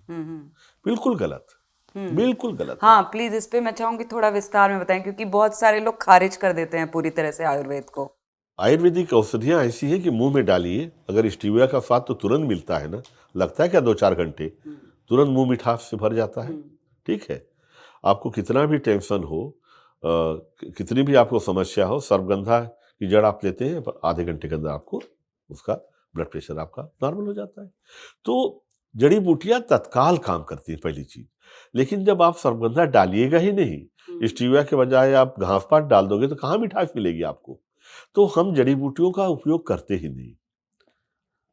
90%, जैसे अभी बीच में एक बड़ा फेमस हर्बल शरबत है, बिकता है, उसमें लिखा था 36 तरह की चीजें मिलाई जाती हैं, उसमें लीफलेट पे लिखा था। जांच कराई, हमारे पास रिपोर्ट है, 36 में केवल 9 पाए गए। अच्छा, बाकी 27 मिसिंग है, 27 पड़े नहीं। फिर भी वो काम करता है काफी, क्योंकि 9 तो हैं पाए गए। अगर पूरे 36 जड़ी बूटियां होती तो क्या होता। जैसे च्यवनप्राश है, आप च्यवनप्राश तरह तरह की कंपनियां बना रही है, ठीक है। च्यवनप्राश में 40% शुद्ध घी होता है और बाकी आंवले होते हैं। तो अगर इसको सही तरीके से बनाएंगे, सही में घी डालेंगे, उसमें केसर पड़ेगा, तो च्यवनप्राश की क्या कीमत है बाजार में? 250 रुपये किलो है। 250 रुपये किलो का डब्बा आपको मिल जाएगा और वो आपको मिल रहा है। इसकी लॉन्चिंग प्राइस लगभग 110 रुपये होती है। 110 में तैयार हो जाता है। 110 रुपये के 1 किलो में क्या उम्मीद करते हैं आप? 400 ग्राम शुद्ध घी होगा। क्या आंवला इसमें सच में पड़ा होगा? क्या केसर केसर 3 लाख रुपए किलो वाला इसमें पड़ा होगा? क्या इसमें सोना चांदी जो बोलते हैं सोना चांदी पड़ा होगा? सवाल ही नहीं उठता। तो हम केवल भ्रम, मतलब हम केवल एडवर्टाइजमेंट के जरिए ये प्रोडक्ट बूस्ट हो रहे हैं और इससे आयुर्वेद बदनाम हो रहा है और जड़ी बूटियां बदनाम हो रही। जड़ी बूटियां कभी धोखा नहीं देती। अगर शुद्ध जड़ी बूटियां खाएं तो मैं यही चाहता हूं कि किसान अगर उगाएंगे, शुद्ध उगाएंगे और लोगों तक पहुंचेगा, तो आयुर्वेद पे भी दोबारा विश्वास बैठेगा, जड़ी बूटियों पे हमारे जड़ी बूटियों पे विश्वास बैठेगा, हमारी चिकित्सा पद्धति पे विश्वास बैठेगा, क्योंकि अमेरिका एक समय आयुर्वेद को हैंकी जेंकी साइंस कहता था, लेकिन वास्तव में ये इकलौता साइंस है जो होलिस्टिक अप्रोच के साथ चलता है आयुर्वेद। अष्टांग अगर आयुर्वेद के 8 भागों की बात करें, और ये बिना शुद्ध जड़ी बूटियों के तो नहीं चल पाएगा ना। और कई कई लेवल पे मिलावट होती है। पहले जो इसने इकट्ठा किया उसने मिला दिया, फिर बीच का बिचौलिया मिला दिया, फिर वो बड़ा सेठ मिला दिया। मैं एक घटना बताना चाहूंगा। हाँ हाँ बिल्कुल। मैं हॉलैंड गया था, 2005-6 की बात है। तो वहाँ इंटरनेशनल सेमिनार था मेडिसिनल प्लांट के ऊपर। तो मैं गया और मैंने बढ़िया सा ठीक ठाक लेक्चर दिया कि हम भारत में 4500 प्रकार की बायोडाइवर्सिटी है, इतने तरह के मेडिसिनल प्लांट्स हमारे यहाँ हैं और हमारा इतिहास 5000 साल पुराना है, ऐसी ऐसी जड़ी बूटियाँ चमत्कारी हैं, ये दिस दैट पूरा बताया। और मैंने कहा कि इससे बढ़िया ना कोई लाइफ साइंस है, ना इससे बढ़िया कोई थेरेपी है। सिंगल हर्ब वाला जापान का फेल है, चाइना का वो फेल है, सबसे बेस्ट हमारा है। मैंने प्रूव कर दिया। उसके बाद एक जेंटलमैन पीछे से खड़े हुए, कोट वोट पहने, सीनियर से, बोले, gentleman I have a question. तो आयोजकों ने बोला, सर अपना परिचय दीजिए। तो परिचय दिया उन्होंने। मैं बोले, मैं इटली से हूँ और हमारी एक कंपनी, हम इंडिया में कॉन्ट्रैक्ट फार्मिंग करवा रहे थे आपके यहाँ सर्पगंधा की, रॉल्फिया सर्पेंटिना का, और सदाबहार बोलते हैं, कैंथरिस सदाबहार के पौधे का। तो बोले, रॉल्फिया तो सक्सेस नहीं हुआ तो आगे नहीं बढ़ाए, लेकिन सदाबहार की दक्षिण भारत में बड़े पैमाने में हमने किसानों से खेती करवाई। एक कंपनी से टाई अप किया, कंपनी ने किसानों के यहाँ लगवाया, ठीक है, इंडियन कंपनी ने। बोले, पहली बार जब आया जो हर्बल का लॉट, वो ठीक ठाक था, थोड़ी बहुत इंप्योरिटी थी, 8-10%। दूसरी बार 25% इंप्योरिटी थी। बोले, तीसरी बार आया तो उसमें था ही नहीं, उसमें बिल्कुल 1% भी हर्बल नहीं थी। तो आप लोगों के यहाँ मिलावट बड़ी आम चीज है, हमें पता है, हमने मार्केट सर्वे किया था कि मिलावट बहुत होती है, वो तो हमें पता है। लेकिन यह जानते हुए भी कि कैंसर के मरीजों के लिए, जिनकी जिंदगी में कोई होप नहीं है, उनके लिए मैं दवाई बनाता हूं, बावजूद इसके आप लोग मिलावट से बाज नहीं आए, यह शर्मनाक है। बोले, मैं कुछ नहीं बोल पाया, मैं सुनता रहा उनकी बात। बट मुझे बहुत हॉन्ट किया कि भाई सरेआम भारत की बेइज्जती, मतलब हम भारत के रिप्रेजेंटेटिव होते हैं वहाँ पे और बेइज्जती होती है तो बहुत बुरा लगता है। मैं वापस आया, मैंने पता किया कि हुआ क्या था। मैं गया वहाँ पे, पता चला कि किसानों ने लगाया, वो ऑर्डर ले लेता था 50 टन, 2 टन, 2 कंटेनर का ले लिया और किसानों से लगवाता था कि उसी हिसाब से। अब क्रॉप कम पड़ी, ज़्यादा एरिया नहीं लगाता तो इतने में हो जाएगा अंदाज करके, कम लगाया, प्रोडक्शन थोड़ा कम हुआ तो उसने थोड़ा खरपतवार मिला के भेज दिया, उसको तो भेजना था 40 टन, तो 10% इम्प्योरिटी गई। दूसरी बार जो है प्रोडक्शन और कम आया तो उसने 25% किया। तीसरी बार हुआ ये कि बहुत भारी बारिश हुई विंटर में, वहाँ पे मद्रास एरिया में जहाँ हुआ था, साउथ का एक एरिया है, पूरी की पूरी फसल चौपट हो गई ऑर्डर इसने तो पैसे लिए, देना है। इसने क्या किया, सड़क के किनारे जो खरपतवार उगते हैं पूरे उखड़वाए, बढ़िया फुकवा के पैक करके भेज दिए। अरे ठीक है। बाप रे। और कैंसर के मरीजों के लिए हम्म, उस कंपनी वाले ने कहा कि सर उस गार्बेज को जलाने में मुझे इतना खर्चा करना पड़ा कि मैंने हाथ खींच लिया कि इंडिया की तरफ देखता भी नहीं। तो इस तरह से खेती, हर्बल की खेती में बहुत संभावनाएं हैं। पूरे विश्व के हम विश्वगुरु बन सकते हैं हर्बल की खेती, मेडिसिनल प्लांट की खेती, एरोमेटिक खेती के जरिए। लेकिन अगर जब तक हम क्वालिटी मेंटेन नहीं करेंगे, कमिटमेंट पूरा नहीं करेंगे, तो मेरा मानना है स्थिति नहीं सुधरेगी। इतनी सारी बातें हैं हमारे पास करने के लिए कि मतलब शायद ये एक पॉडकास्ट में ख़त्म नहीं हो सकती हैं। तो हम पूरी कोशिश करेंगे कि आप अगली बार जब भी दिल्ली आएँ तो आप हमारे अगले पॉडकास्ट में भी हों। बहुत बहुत बहुत सारा थैंक यू हमें ज्वाइन करने के लिए।